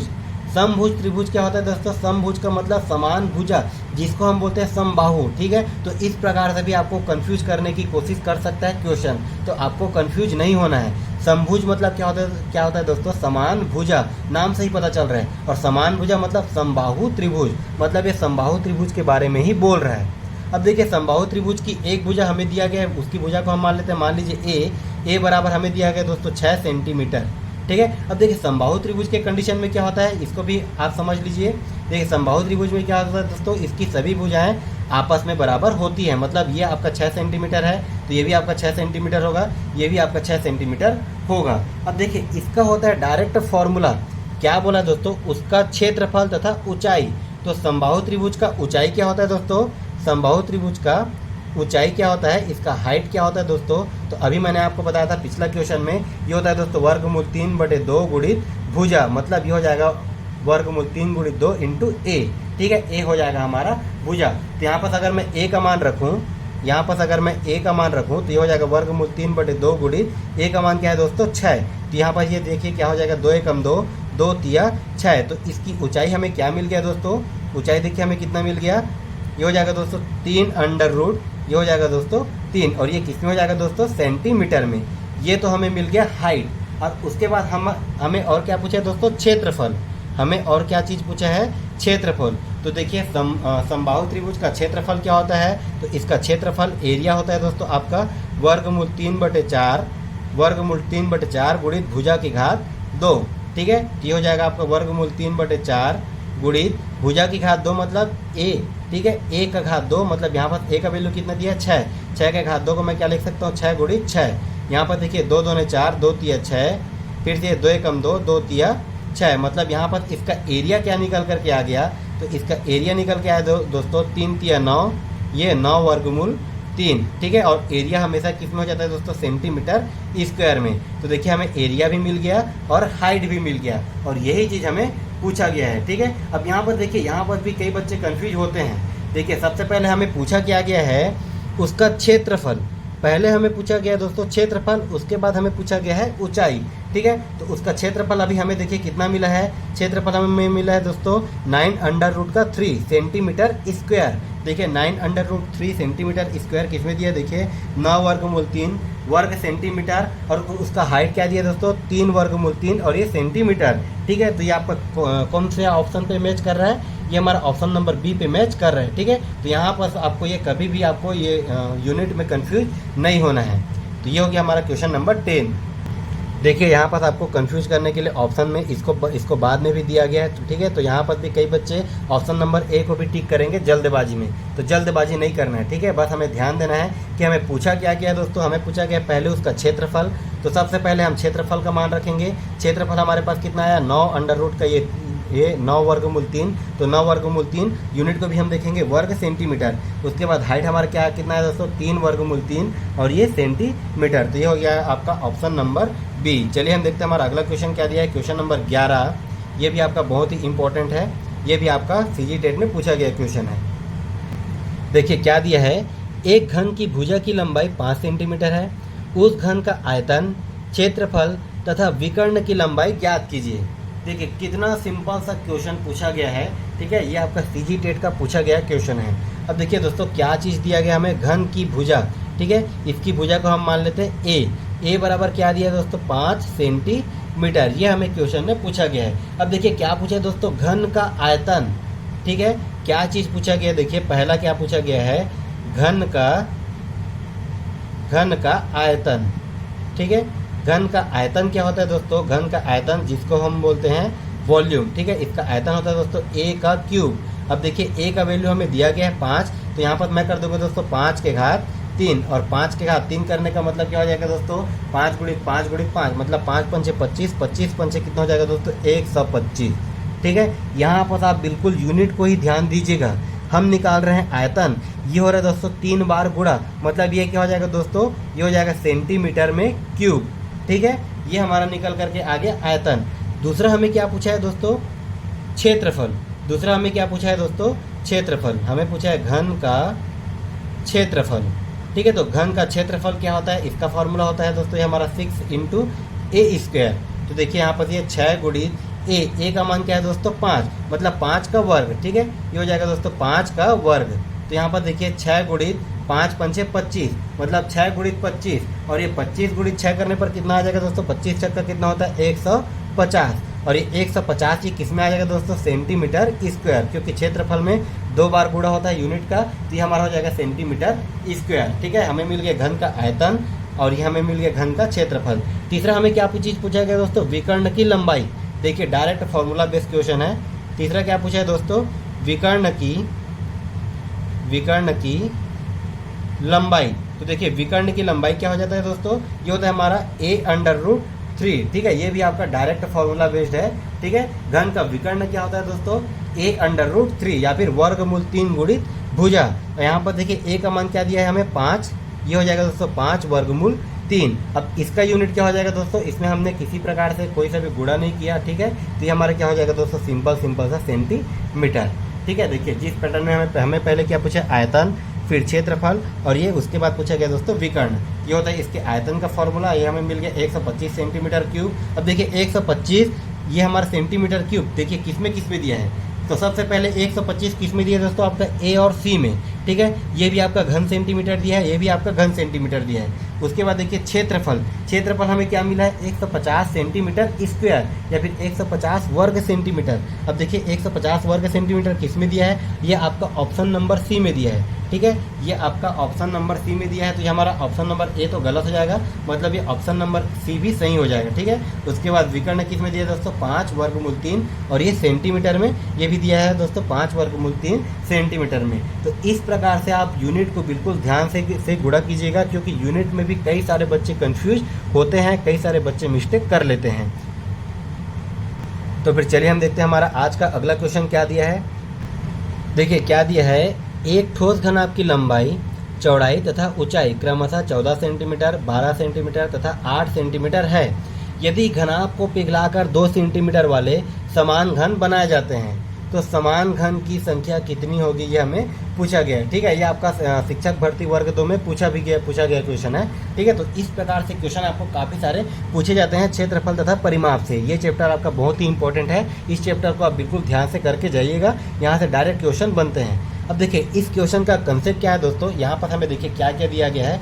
पहले हमें जो गिवन है उसको हम लिख लेते हैं, लंबाई, ठीक है, लंबाई एल इज इक्वल टू हमें कितना दिया है दोस्तों, 14 सेंटीमीटर। उसके बाद देखिए चौड़ाई हमें कितना दिया गया है, चौड़ाई जिसको हम बोलते हैं ब्रीथ हमें कितने दिया है दोस्तों, 12 सेंटीमीटर।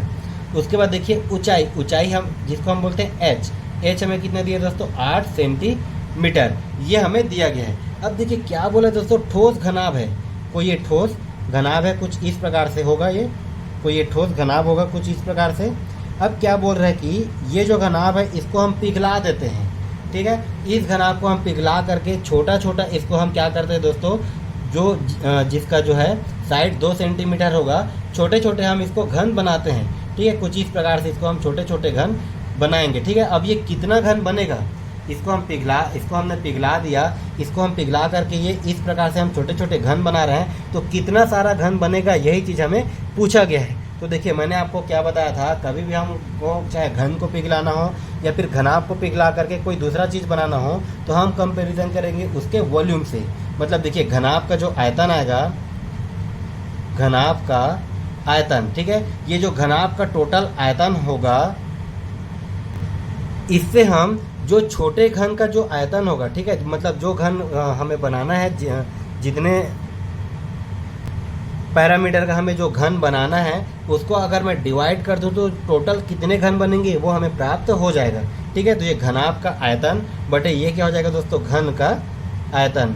ठीक है, ये क्या हो जाएगा दोस्तों, घन का आयतन। अब देखिए घनाभ का आयतन, अभी मैंने आपको बताया था घनाभ का आयतन क्या होता है दोस्तों, तो घनाभ का आयतन होता है आपका लंबाई गुणित चौड़ाई गुणित ऊंचाई, मतलब L into B into H. ठीक है, ये क्या होता है दोस्तों, L into B into H. ठीक है, इसको इसके तीनों को हम क्या कर देते हैं दोस्तों, इसके तीनों को हम कर देते हैं गुणा।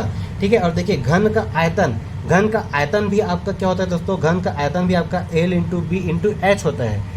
लेकिन घन में क्या होता है आपका L और B और H ये तीनों आपस में बराबर होते हैं, इसीलिए इसको हम क्या करते हैं दोस्तों, देखिए इसको हम लिख देते हैं डायरेक्ट A का क्यूब। ठीक है, घन का आयतन होता है हमारा A का क्यूब को भी हम A इंटू A हम इस प्रकार से लिख सकते हैं। ठीक है, तो ये आपका घनाभ का आयतन घन का आयतन सेम होता है।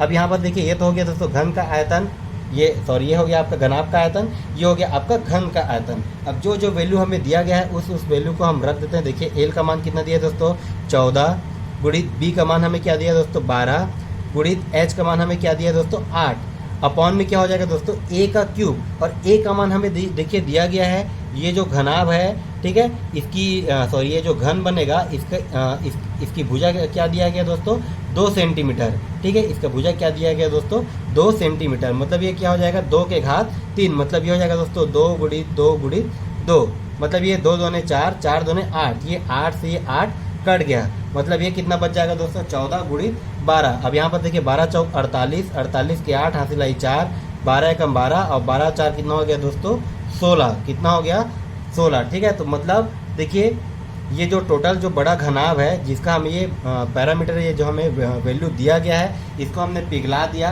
पिघला करके ये हमारे पास टोटल कितना घन बनेगा दोस्तों, 168 घन बनेगा। ये 2 सेंटीमीटर भुजा वाले टोटल 168 घन बनेंगे। तो इसका राइट आंसर क्या हो जाएगा दोस्तों, 168, जो कि हमें दिया गया देखिए ऑप्शन नंबर ए में।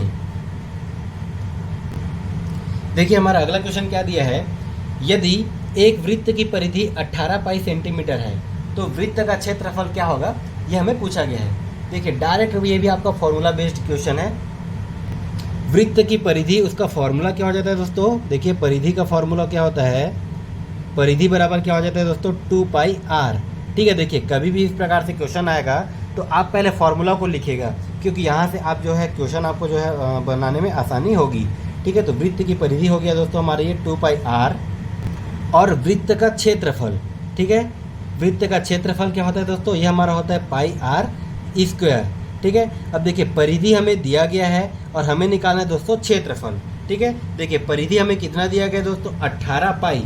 वृत्त का परिधि हमें कितने दिया है दोस्तों, 18 पाई, और वृत्त का परिधि क्या होता है दोस्तों, 2 पाई r। ठीक है, वृत्त का परिधि क्या होता है, 2 पाई r। देखिए परिधि हमें दिया गया 18 पाई, वृत्त का परिधि होता है दोस्तों 2 पाई r। यहाँ से देखिए अगर मैं कटा दूँ तो हमारा ये देखिए पाई से पाई कैंसिल हो गया, 2 एकम 2 और ये 2 निया 18, मतलब r का वैल्यू कितना आ गया दोस्तों, r का मान हमें मिल गया दोस्तों 9 सेंटीमीटर। r का मान हमें क्या मिल गया दोस्तों, इसका रेडियस हमें कितना मिल गया, 9 सेंटीमीटर। अब देखिए हमें r का वैल्यू मिल गया, तो यहाँ से मैं क्षेत्रफल भी निकाल सकता हूँ। ठीक है, तो क्षेत्रफल क्या हो जाएगा दोस्तों, इसका एरिया क्या हो जाएगा, pi into r square, r का मान क्या है 9, मतलब ये 9 का वर्ग, मतलब 9 का वर्ग को हम और किस प्रकार से लिख सकते हैं, 9 गुणित 9। ठीक है, अब देखिए इसको हमें गुणा करने की जरूरत है क्या, नहीं है। देखिए क्या हो जाएगा, ये 9 निया 81, 9 निया 81, और ये क्या हो जाएगा दोस्तों, पाई। ठीक है, अब देखिए 81 पाई किस में दिया है, देखिए ये आपका ऑप्शन नंबर सी में दिया गया है। ठीक है, यहाँ पर आप यूनिट को भी आप ध्यान दीजिएगा, क्योंकि ये क्षेत्रफल है तो ये क्षेत्रफल में क्या हो जाता है दोस्तों, ये हो जाएगा सेंटीमीटर स्क्वायर, वर्ग सेंटीमीटर। तो यहाँ पर देखिए ये क्या हमारा इसका राइट आंसर क्या हो जाएगा, देखिए ऑप्शन नंबर सी 81 पाई वर्ग सेंटीमीटर। ठीक है, ये अगर यहाँ पर इसको एक स्टेप और करके दिया होता, मतलब पाई का वैल्यू अगर मान करके उसको कटा फिटा कर दिया होता, तो हम यहाँ पर पाई का मान रखते दोस्तों 22/60। चूँकि हमें इसी रूप में आंसर दिया गया है तो इसी को हम लेंगे आंसर। अब देखिए इसी में अगला क्वेश्चन क्या दिया है, उस रस्सी की लंबाई ज्ञात कीजिए जिससे एक गाय को खूंटे से बांधने पर 9856 वर्ग मीटर के क्षेत्रफल में घूम सके, क्या होगी। अब देखिए दोस्तों एक खूंटा है, ठीक है, ये हमारा कुछ इस प्रकार से खूंटा है, इसमें हमने गाय को बांध दिया, ये जो रस्सी है, ठीक है, ये रस्सी है, यहाँ पर ये गाय बंधी हुई है। अब ये गाय जो है कितना दूर तक ट्रेवल कर सकती है, तो ये गाय जो है इससे बाहर तो जा नहीं सकती, ये जो है इसी रेडियस पे ये कुछ इस प्रकार से ये जो है इसी रेडियस पे घूम सकती है पूरा इस प्रकार से। ठीक है, मतलब ये वृत्ताकार पथ पर ये गमन कर सकती है। ठीक है, यहाँ पर ये थोड़ा वृत्त बनाने में मिस्टेक हो गया, इसको आप ध्यान दीजिएगा। मतलब ये गाय जो है बंधी है, तो ये जो गाय जो है कहाँ तक घूम सकती है, ये इसी के वृत्ताकार पथ पर ये गमन कर सकती है। उसी को बोला गया है कि एक रस्सी की लंबाई ज्ञात करना है। ठीक है, मतलब इसी रस्सी की लंबाई हमें ज्ञात करना है, मतलब इस आर का मान हमें ज्ञात करना है। ये गाय जो है पहले यहाँ पर भी हो सकती है, ये गाय जो है हमारा यहाँ पर भी हो सकती है, यहाँ पर भी हो सकती है, मतलब ये सभी क्या हो जाएगा दोस्तों, इसका रेडियस, ये जो वृत्ताकार पथ पर ये जो गाय गमन करेगी, तो ये क्या हो जाएगा दोस्तों, इसका रेडियस। अब देखिए क्या बोला है कि गाय को खूंटे में बांधने पर वो 9856 वर्ग मीटर के क्षेत्रफल में घूम सकेगी। ठीक है, देखिए इसका क्षेत्रफल, अब देखिए वृत्ताकार, ये हमारा वृत्त के रूप में बन गया, ये हमारा वृत्त के रूप में बन गया। तो वृत्त का क्षेत्रफल क्या होता है दोस्तों, वृत्त का क्षेत्रफल क्या होता है दोस्तों, ये होता है हमारा पाई आर स्क्वायर।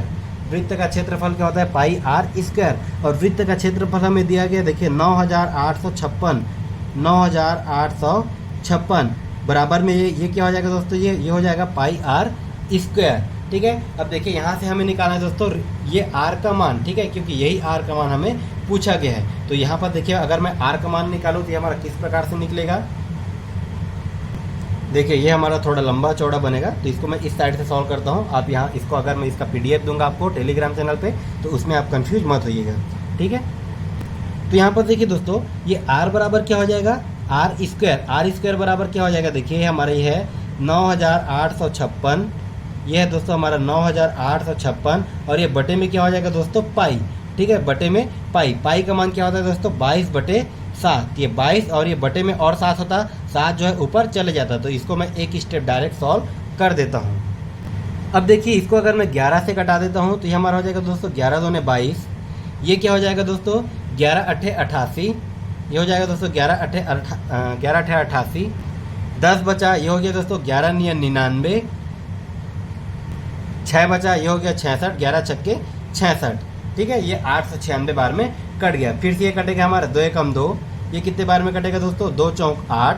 ठीक है, ये फिर से 2 चौक 8, एक बचा, ये हो गया दोस्तों 2 अट्ठे 16, मतलब आर स्क्वायर बराबर क्या मिल गया, 448, ये गुणित में 7। ठीक है, ये कितना मिल गया दोस्तों, आर स्क्वायर का मान 448 गुणित 7। अब देखिए, ठीक है, ये हमें 448 गुणित 7 नहीं करना है। ठीक है, देखिए जितना इजी से इजी तरीका मैं आपको बताने का कोशिश करूंगा, कभी भी इस प्रकार से आए। ठीक है, देखिए वर्गमूल आप चाहो तो इसको गुणा करके वर्गमूल भी निकाल सकते हो, लेकिन उसमें आपको ज़्यादा टाइम लग सकता है। ठीक है, तो कभी भी इस प्रकार से क्वेश्चन पूछेगा तो उसको हम कैसे बनाएंगे, देखिए 448 का अगर मैं LCM निकालूँ तो कितना हो जाएगा दोस्तों, ये हमारा 2 2, ये हो जाएगा 4, फिर से ये 2 से बच जाएगा 1 1 2, फिर से हमारे 2 से जाएगा दोस्तों 2 पंचे 10, ये हो जाएगा दोस्तों 2 छक्के 12, फिर से हमारे 2 से जाएगा, ये कितने बार में जाएगा दोस्तों, ये 28 दूने 56, फिर से हमारे 2 से बार में जाएगा दोस्तों, ये कितने बार में 14 बार में, फिर से 2 से जाएगा हमारा दोस्तों 7 बार में। ठीक है, ये हमारा गया 7 बार में। मतलब देखिए 448 को मैं और किस प्रकार से लिख सकता हूँ दोस्तों, 448 को देखिए ये हमारा आर का वर्ग है, वर्ग को मैं अगर इधर ट्रांसफर कर दूँ तो ये हो जाएगा दोस्तों वर्गमूल। 448 को मैं क्या लिख सकता हूँ, देखिए 1 2 3 4 5 6 बार 2। ठीक है, 2 गुणित 2 गुणित 2 गुणित 2 गुणित 2 गुणित 2। ठीक है, उसके बाद क्या है दोस्तों, गुणित में और क्या बचा 7, गुणित में और क्या बचा 7, और ये गुणित में ये वाला 7 पहले से है। ठीक है, अब यहाँ से देखिए जो जो पेयर बन रहे हैं उसको हम पेयर बना के कॉमन निकाल देखते हैं। एक पेयर बन गया 2 का, ये भी एक पेयर बन गया, ये भी एक पेयर बन गया, ये भी एक पेयर बन गया, मतलब ये सभी जो है कॉमन निकल जाएगा। मतलब ये क्या हो जाएगा दोस्तों, देखिए हमारे ये 2 गुणित ये फिर से 2 गुणित 7। ठीक है, देखिए ये 2 का एक पेयर, ये 2 का एक पेयर, ये 2 का एक पेयर और ये 7 का एक पेयर। मतलब इसको अगर मैं सॉल्व कर दूं तो ये हमारा कितना आ जाएगा, देखिए 2 दूने 4, 4 दूने 8 और ये 8 सत्ते 56। कितना आ गया दोस्तों, 8 सत्ते 56 मीटर, और यही हमें ज्ञात करना था। तो देखिए कुछ क्वेश्चन थोड़ा सा इस प्रकार से लेंदी भी होता है, तो इसमें आपका सिर्फ और सिर्फ आपका डिपेंड करता है कि आप कितने स्पीड से इसका कैलकुलेशन कर सकते हो। तो इस क्वेश्चन का राइट आंसर क्या हो जाएगा दोस्तों, 56 मीटर। ठीक है, इस क्वेश्चन का राइट आंसर क्या हो जाएगा, 56 मीटर। मतलब देखिए एक गाय जो है वो 56 मीटर रेडियस के, ठीक है, वो 56 मीटर रेडियस पर ही वो वृत्ताकार पथ में घूम सकती है। तो इस क्वेश्चन का राइट आंसर हो गया दोस्तों ऑप्शन नंबर ए। किसी स्थान पर कुछ कबूतर तथा हाथी खड़े हैं। यदि उनके पैरों की संख्या 230 तथा सिरों की संख्या 60 हो तो हाथी की संख्या कितनी होगी, ये हमें पूछा गया है। तो देखिए अब हमें ट्रेडिशनल मेथड से बनाने की ज़रूरत ही नहीं है, अब हम डायरेक्ट बनाएंगे दोस्तों इसको ट्रिक के माध्यम से। देखिए इसका ट्रिक क्या होता है, डायरेक्ट इसका ट्रिक देखिए मैंने आपको क्या बताया था, ट्रिक हमारा 4 पैर वालों का ही निकलेगा। अब इसमें 4 पैर वाला कौन सा है दोस्तों, हाथी है।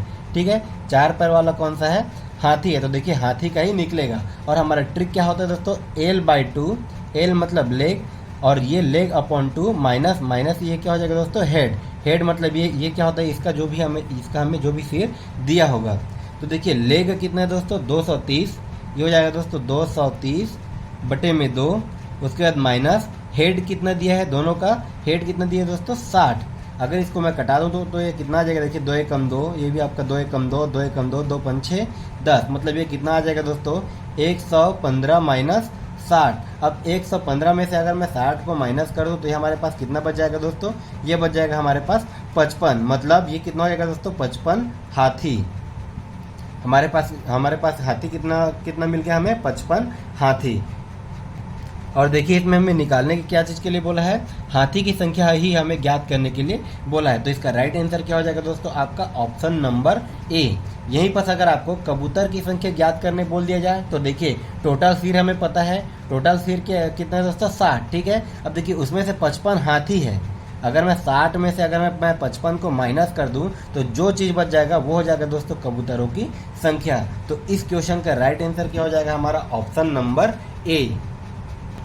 देखिए अगला क्वेश्चन आपका क्या दिया है, ₹1, 50 पैसे और 25 पैसे के 324 सिक्के हैं। यदि सिक्के 3:4:2 के अनुपात में है तो 25 पैसे के सिक्कों की संख्या ज्ञात कीजिए।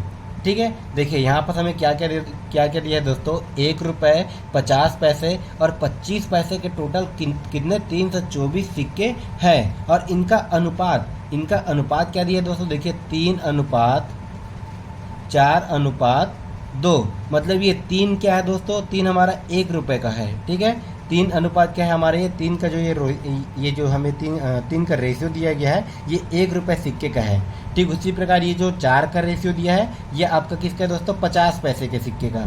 ठीक है, ये आपका 50 पैसे के सिक्के का। ठीक उसी प्रकार ये आपको ये जो 2 रेशियो दिया गया है ये आपका 25 पैसे के सिक्के का है। ठीक है, ये आपका 25 पैसे के सिक्के का। देखिए ₹1 के 3 सिक्के, 50 पैसे के 4 सिक्के, 25 पैसे के 2 सिक्के। टोटल कितने सिक्के हैं दोस्तों, टोटल 4 3 7 और ये 2 9 सिक्के हैं। ठीक है, देखिए इस क्वेश्चन का भी ये बनाने का बहुत ही अच्छा ट्रिक है। ठीक है, ये भी आपका बहुत ही अच्छा ट्रिक है, बिल्कुल ध्यान से समझिएगा। देखिए मैं आपको एक बार फिर से समझाऊंगा दोस्तों। हमें सिक्कों का रेशियो दिया गया है 3:4:2। ठीक है, 3 अनुपात मतलब ₹1 के कितने सिक्के हैं, 3 सिक्के, 50 पैसे के कितने सिक्के हैं, 4 सिक्के और 25 पैसे के कितने सिक्के हैं, 2 सिक्के। मतलब टोटल कितने सिक्के हैं दोस्तों, 9 सिक्के हैं। अब देखिए क्योंकि इसमें हमें सिक्का का तुलना ही सिक्कों से ही करना है। देखिए टोटल कितने सिक्के हैं दोस्तों, 324 सिक्के हैं। कितने सिक्के हैं, 324 सिक्के हैं। ठीक है, और देखिए सिक्कों का अनुपात में संख्या कितना निकल के आया दोस्तों, तो सिक्कों का अनुपात में संख्या कितना निकल के आ गया, 9। ठीक है, देखिए ध्यान दीजिए, सिक्कों की कुल संख्या में से हमें सिक्कों के कुल अनुपात को ही डिवाइड करना है। अब यहाँ पर देखिए दोस्तों, हमें निकालना किसका मान है, हमें निकालना है 25 पैसे के टोटल कितने सिक्के हैं उसका मान हमें निकालना है। 25 पैसे के टोटल कितने सिक्के हैं उसका मान अगर हमें निकालना है, तब की कंडीशन में हम क्या कर देंगे दोस्तों, जो 25 पैसे के सिक्कों का जो रेशियो है, देखिए 25 पैसे के सिक्के का रेशियो कौन सा है दोस्तों, ये है हमारा 2, उसी को हम कर देंगे गुणा।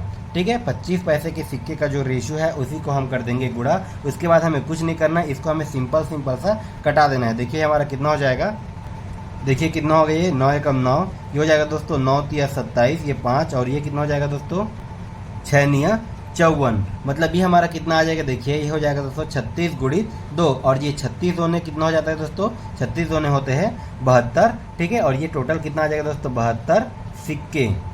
ठीक है, मतलब 25 पैसे के टोटल 72 सिक्के होंगे।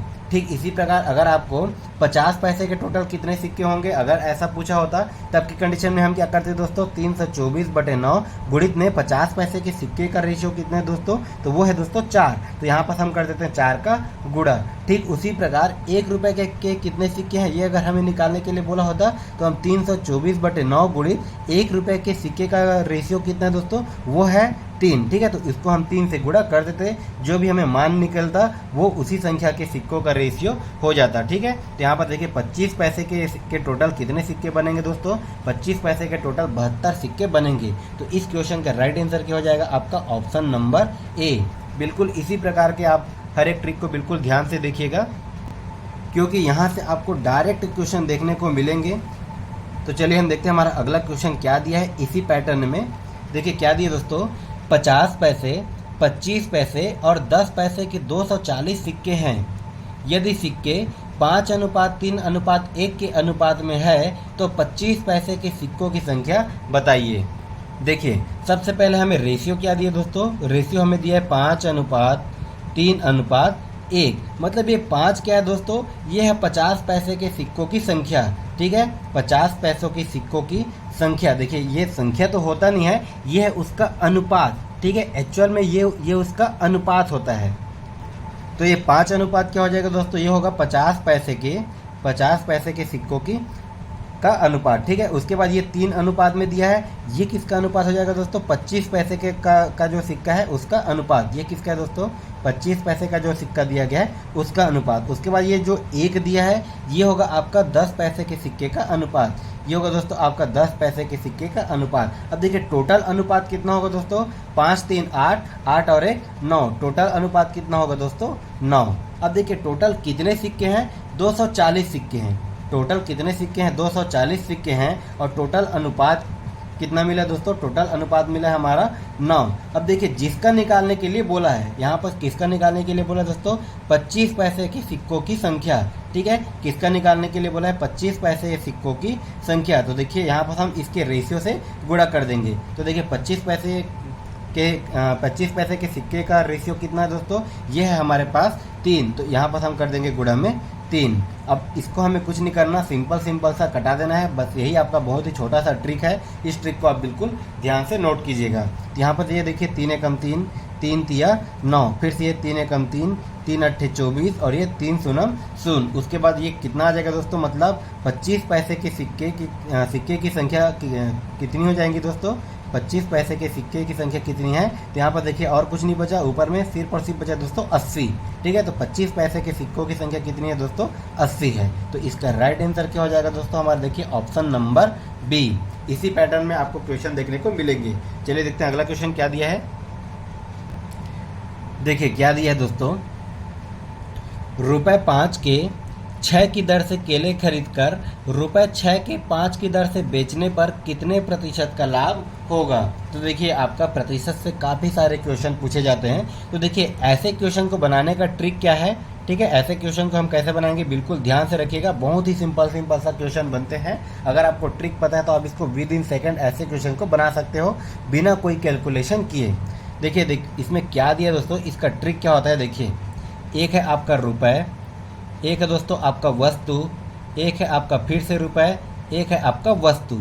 अब देखिए क्या दिए दोस्तों, ₹5 के 6 की दर से, रुपए में क्या है दोस्तों 5, और ये कितने की दर से 6 की दर से, ठीक है, केले खरीद कर रुपए 6 के 5 की दर से बेचने पर, ठीक है, फिर से ये कितना आ गया दोस्तों रुपए 6 पे ये 5 की दर से बेचने पर। देखिए एक है आपका रुपए, एक है आपका वस्तु, जो चीज़ क्वेश्चन में दिया है उसको हमने एज इट इज लिख लिया, ठीक है, यहाँ पर कोई कैलकुलेशन नहीं है, ठीक है। देखिए रुपए 5 की दर से, रुपए 5 के 6 की दर से केले खरीदे, उसके बाद रुपए 6 की दर से 5 केले बेच दिए। तो इसको हमें कुछ नहीं करना दोस्तों, सिंपल से इसको मल्टीप्लाई कर दें। देखिए 6 गुणित 6 कितना आएगा, 6 छक्के 36, और ये 5 गुणित 5, ये 5 गुणित 5 करने पर कितना आएगा दोस्तों 5 पंछे 25, ठीक है। देखिए पहले हम ये शुरू का ये लास्ट के साथ गुणा करेंगे, ठीक है। 5 गुणित 5 कितना आया, 5 पंछे 25, और ये 6 गुणित 6, 6 छक्के कितना आया दोस्तों 36।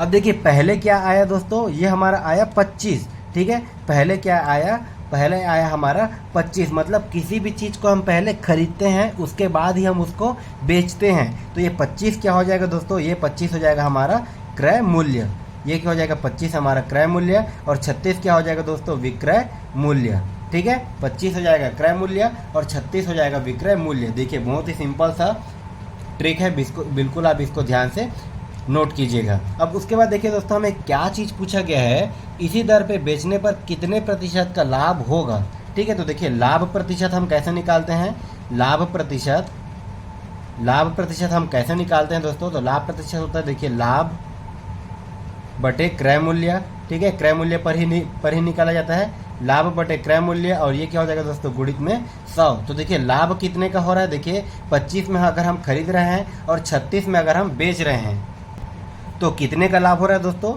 तो हो रहा है टोटल 11 का लाभ, ठीक है। और क्रय मूल्य कितना है, देखिए क्रय मूल्य हो जाएगा दोस्तों 25, और ये क्या हो जाएगा गुणा में 100, ठीक है। यहाँ पर हमें कुछ नहीं करना, सिंपल से इसको घटा देना। देखिए 25 से कम 25, 25 चौक 100, और ये 11 गुणित 4 करने पर ये हमारा कितना आ जाएगा दोस्तों, 11 गुणित 4 करने पर ये आ जाएगा हमारा 44%, और ये 44% क्या है दोस्तों, ये 44% हमें लाभ हो रहा है, जो कि हमारा हो जाएगा आंसर। देखिए आपका किस ऑप्शन में दिया है, ऑप्शन नंबर सी। तो देखिए बहुत ही आसान सा ट्रिक है, इसका भी बिल्कुल आप इस ट्रिक को बिल्कुल ध्यान से बनाइएगा, क्योंकि यहाँ से आपको काफ़ी सारे क्वेश्चन देखने को मिले हैं। देखिए इसी पैटर्न में हम एक और क्वेश्चन देख लेते हैं, अगर आपको अभी भी समझ में नहीं आया होगा तो।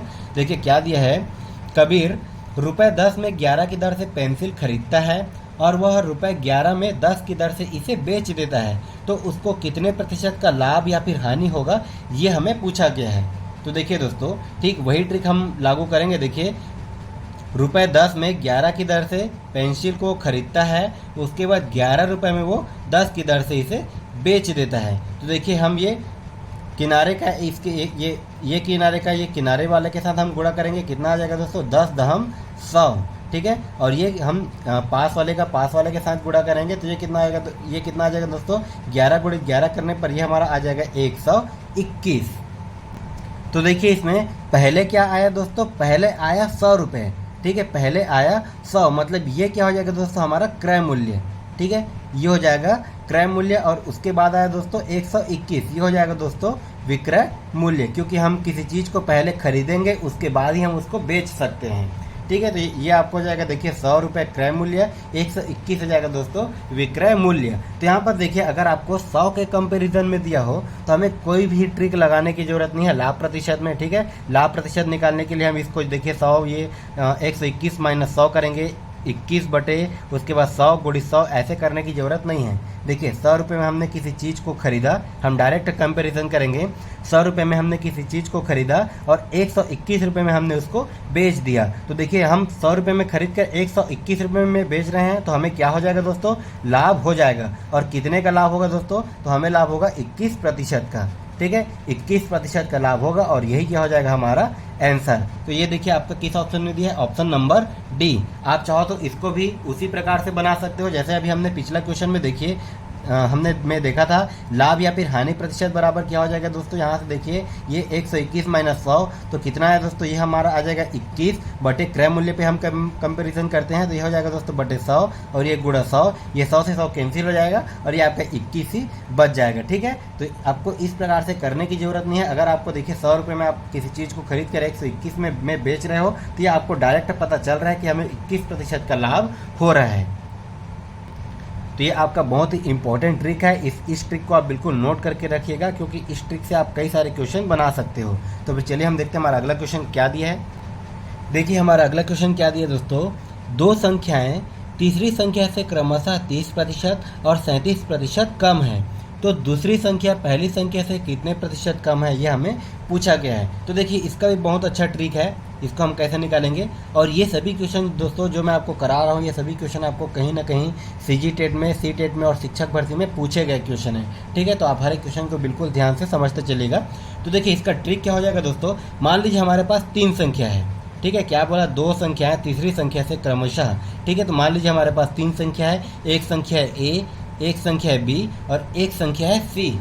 अब क्या बोला दोस्तों, 2 संख्या तीसरी संख्या से क्रमशः 30% और 37% कम है। मतलब तीसरी संख्या जो है जितना भी होगा वो अपने आप में 100% होगा। तीसरी संख्या जो है जितना भी है वो अपने आप में 100% होगा। अब तीसरी संख्या से देखिए जो पहली संख्या है वो कितना कम है दोस्तों, 30% कम है। ठीक है, तो 100 में से अगर मैं 30% कम करूं तो ये कितना होगा दोस्तों, ये हो जाएगा 70%। ठीक, उसके बाद दूसरी संख्या जो है 100 में से कितना प्रतिशत कम है दोस्तों, 37%। तो अगर मैं 100 में से 37% अगर मैं कम करूं तो ये कितना हो जाएगा दोस्तों, ये आ जाएगा आपका 63%। ठीक है, ये आ जाएगा आपका 63%। ठीक है, बिल्कुल आपका कंसेप्ट बेस्ड क्वेश्चन है। अब यहाँ पर देखिए दोस्तों, ए और बी में कितने का डिफरेंस आ रहा है, ए और बी में आ रहा है आपका 7 का डिफरेंस। ठीक है, ए और बी में आ रहा है दोस्तों आपका 7 का डिफरेंस। और इसी चीज़ को हमें पूछा गया है। देखिए क्या बोला है, दूसरी संख्या पहली संख्या से कितने प्रतिशत कम है, ये हमें पूछा गया है। याद रखिएगा ये जो 7 है ये आपका डिफरेंस है, ये आपका प्रतिशत नहीं होगा। ठीक है, मतलब यहाँ से हम इसको डायरेक्ट माइनस नहीं कर सकते, ये आपका केवल और केवल डिफरेंस है। लेकिन हमें क्या चीज़ निकालने के लिए बोला दोस्तों, दूसरी संख्या पहली संख्या से कितने प्रतिशत कम है, ये हमें निकालने के लिए बोला गया है। तो देखिए प्रतिशत में कमी हम कैसे निकालते हैं, प्रतिशत में कमी, तो देखिए इन दोनों का डिफरेंस कितना आया दोस्तों, इन दोनों का डिफरेंस आया 7 अपॉन में। देखिए किस में 7 है, ये देखिए 7 जो है, चूँकि हमें यहाँ पर कमी निकालना है दोस्तों, तो ये 7 किस में कम है दोस्तों, ये है आपका 70% में कम है। ठीक है, 70% में 7 कम होकर 63% हो रहा है। तो ये क्या हो जाएगा दोस्तों, ये 7/70 और ये क्या हो जाएगा गुणा में 100, क्योंकि हमें निकालना है दोस्तों प्रतिशत में। तो यहाँ से ये देखिए 1 0 से 1 0 कैंसिल हो गया, ये 7 से 7 कैंसिल हो गया। तो यहाँ पर देखिए दूसरी संख्या का पहली संख्या से कितने प्रतिशत में कमी है अगर पूछेगा तो ये कितना आ गया दोस्तों, ये हमारा आ गया 10%। ठीक है, और ये क्या हो जाएगा हमारा आंसर। देखिए बहुत ही आसान सा ट्रिक है, कोई ज़्यादा कैलकुलेशन नहीं है, कोई ज़्यादा तामझाम नहीं है, सिंपल सा कंसेप्ट बेस्ड क्वेश्चन है। देखिए दोस्तों यहाँ पर हमें क्या चीज़ दिया गया है, यहाँ पर आप एक चीज़ गौर कीजिएगा, यहाँ पर हमें ऑप्शन में ये 7% भी दे सकता है। तो यहाँ पर आप इसको गौर कीजिएगा, कभी भी 7% दिया हो तो ये 7 को हमें आंसर नहीं लेना है। ठीक है, ये आपका डिफरेंस है। प्रतिशत में अगर हमें कमी निकालना हो या फिर प्रतिशत में हमें वृद्धि निकालना हो तो उन दोनों का डिफरेंस हमें मिलना चाहिए। ठीक है, वही डिफरेंस यहाँ पर हमें मिला हुआ है। ठीक है, ये हो जाए तो इसीलिए ये हो जाएगा दोस्तों हमारा 7/70 गुणित 100, ये होता है हमारा प्रतिशत निकालने का तरीका। देखिए हमारा अगला क्वेश्चन क्या दिया है, यदि किसी संख्या के 75% में 75 जोड़कर वही संख्या प्राप्त हो जाए तो वह संख्या ज्ञात कीजिए। ठीक है, देखिए कोई भी संख्या है दोस्तों, उसके 75% में 75 जोड़कर वही संख्या प्राप्त होता है, ऐसा बोल रहा है। तो देखिए वह संख्या हम मान लेते हैं, माना वह संख्या क्या है दोस्तों, x है। ठीक है, उस संख्या को हम मान लेते हैं x। अब देखिए जैसा जैसा क्वेश्चन में बोल रहा है, ठीक हम उसी प्रकार से करते चलते हैं। देखिए क्या बोला है, किसी संख्या के मतलब x के, ठीक है, एक्स के, और देखिए के हो गया या फिर का हो गया, ऑफ हो गया, इसका मतलब क्या होता है दोस्तों, गुणा।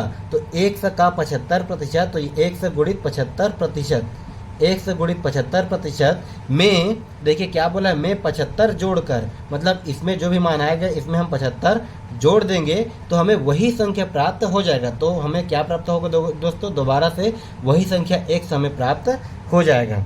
देखिए क्या बोला है, किसी संख्या, मान लीजिए हम उस संख्या को x मान लेते हैं के 75% में, तो के और का मतलब होता है गुणा, 75% में 75 जोड़कर, तो हमने 75 जोड़ दिया, वही संख्या हमें प्राप्त होता है। तो यहाँ पर हमें क्या याद करना है दोस्तों, वह संख्या हमें ज्ञात करना है, मतलब x का मान हमें ज्ञात करना है। तो यहाँ पर देखिए इसको हम और किस प्रकार से लिख सकते हैं, 1 गुणित 75/100, क्योंकि ये प्रतिशत में है, प्रतिशत को हटाने के लिए ये क्या होता है दोस्तों, अपॉन में 100। उसके बाद यहाँ पर देखिए 75 पहले से बच गया, उसके बाद दोस्तों ये हो गया हमारा x।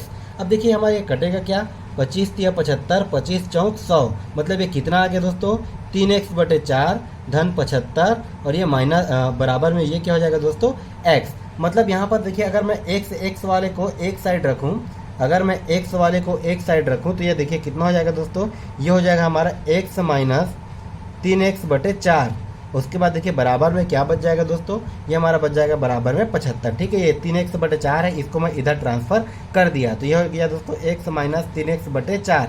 उसके बाद 75 हमारा एज इट इज बच गया। अब देखिए इसका अगर मैं एलसीएम निकालूँ तो ये हमारा कितना आ जाएगा, ये देखिए 4 और ये 4 ऊपर में गुणा हो जाएगा, तो ये हमारा हो जाएगा दोस्तों 4x माइनस, उसके बाद देखिए जो बच गया ये हमारा 3x बच गया। अब इधर क्या बचा दोस्तों, इधर हमारा बचा 75। मतलब 4x में से अगर 3x को मैं माइनस करूंगा तो ये कितना आएगा दोस्तों, x। ये हो जाएगा x/4 बराबर ये कितना हो जाएगा दोस्तों, 75। ठीक है, x/4 बराबर में ये क्या हो जाएगा दोस्तों, 75। मतलब x बराबर यहाँ पर क्या हो जाएगा दोस्तों, ये हो जाएगा देखिए 75 गुणित 4। ठीक है, x बराबर क्या हो जाएगा, 75 गुणित 4। इसको मैं डायरेक्ट गुणा कर देता हूँ, तो ये कितना हो जाएगा दोस्तों, 75 चौक ये कितना हो जाएगा, 300। ठीक है, तो x का मान हमें क्या मिल गया दोस्तों, 300, जो कि आपका किस ऑप्शन में दिया है, देखिए आपका ये दिया है ऑप्शन नंबर ए में। बहुत ही आसान सा क्वेश्चन है, इसी पैटर्न में आपको क्वेश्चन देखने को मिलेंगे। देखिए हमारा अगला क्वेश्चन क्या दिया दोस्तों, किसी नगर की वर्तमान जनसंख्या 18,000 है, यदि इनमें 10% वार्षिक दर से वृद्धि हो रही है तो 2 वर्ष बाद नगर की जनसंख्या क्या होगी, यह हमें पूछा गया है। अब देखिए क्या दिया दोस्तों, किसी नगर की वर्तमान जनसंख्या 18,000 है, नगर की वर्तमान जनसंख्या क्या है दोस्तों, 18,000 है। अब क्या बोले, इसमें 10% वार्षिक दर से, मतलब हर साल इसमें 10% की वृद्धि हो रही है, और कितने वर्ष के लिए हो रही है दोस्तों, 2 वर्ष के लिए हो रही है। मतलब एक वर्ष में कितने का बढ़ोतरी होगा दोस्तों, ये जो जनसंख्या है इसमें एक वर्ष में टोटल कितने का बढ़ोतरी होगा, 110 का बढ़ोतरी होगा, क्योंकि इसमें 10% बढ़ रहा है तो उसको हम 100 से कंपेरिजन करेंगे। 100 में अगर 10% बढ़ेगा तो वो 110% हो जाएगा, तो ये 110% मतलब ये क्या हो जाएगा दोस्तों, 110/100। ये हो गया हमारा एक वर्ष के लिए। क्योंकि यहाँ ये 2 वर्ष बाद जनसंख्या पूछा है, मतलब 2 वर्ष जो है इसी क्रम में ये बढ़ रहा है, तो ये एक वर्ष में 110/100% ये बढ़ेगा। ठीक, ये दूसरे वर्ष में ये फिर से हमारा 110% बढ़ेगा, मतलब ये क्या हो जाएगा दोस्तों, 110/100। ठीक है, बहुत ही सिंपल सा कंसेप्ट है इसका, कोई ज़्यादा इसमें तामझाम है नहीं। यहाँ से देखिए 2 जीरो से ये 2 जीरो कैंसिल हो गया। ठीक, उसी प्रकार ये 2 जीरो से ये हमारा 2 जीरो कैंसिल हो गया। मतलब ये देखिए दोस्तों 11 गुणित 11 करने पर ये हमारा कितना आ गया, 121 गुणित ये हमारा कितना बचा दोस्तों, ये हमारा बचा 180। अब यहाँ पर देखिए अगर मैं इसको गुणा कर दूँ तो ये कितना आ जाएगा दोस्तों, 18 कम 18, 18 की ये 8 बचा 1, 18 दूने 36, 36 और 1 37 के साथ ये हमारा बचा 3। उसके बाद 18 कम 18 और ये 18 और 3 कितना हो जाएगा दोस्तों, 21। ये कितना आ गया दोस्तों हमारा 21, और ये 0 का 0, मतलब ये कितना आ गया दोस्तों, 21,780। ठीक है, मतलब 2 वर्ष बाद नगर की जनसंख्या कितनी हो जाएगी दोस्तों, 21,780। ये हमारा आंसर देखिए किस में दिया गया, आपका ऑप्शन नंबर सी में। बहुत ही आसान सा क्वेश्चन है, बस आपको क्वेश्चन के कंसेप्ट को समझना है। उम्मीद है दोस्तों आप सभी को हमारा क्लास पसंद आया होगा। अगर आपको हमारा वीडियो अच्छा लगा तो आप हमारे वीडियो को लाइक कीजिएगा। साथ ही अगर आप हमारे चैनल पर नए हैं तो आप हमारे चैनल को सब्सक्राइब कर लीजिएगा, ताकि आपको पल पल का अपडेट मिलता रहे। इसी के साथ दोस्तों वीडियो को दूसरों को भी शेयर करना मत भूलिएगा। तो फिर मिलते हैं अगले क्लास में एक नए टॉपिक और एक नए ट्रिक के साथ। तब तक के लिए धन्यवाद।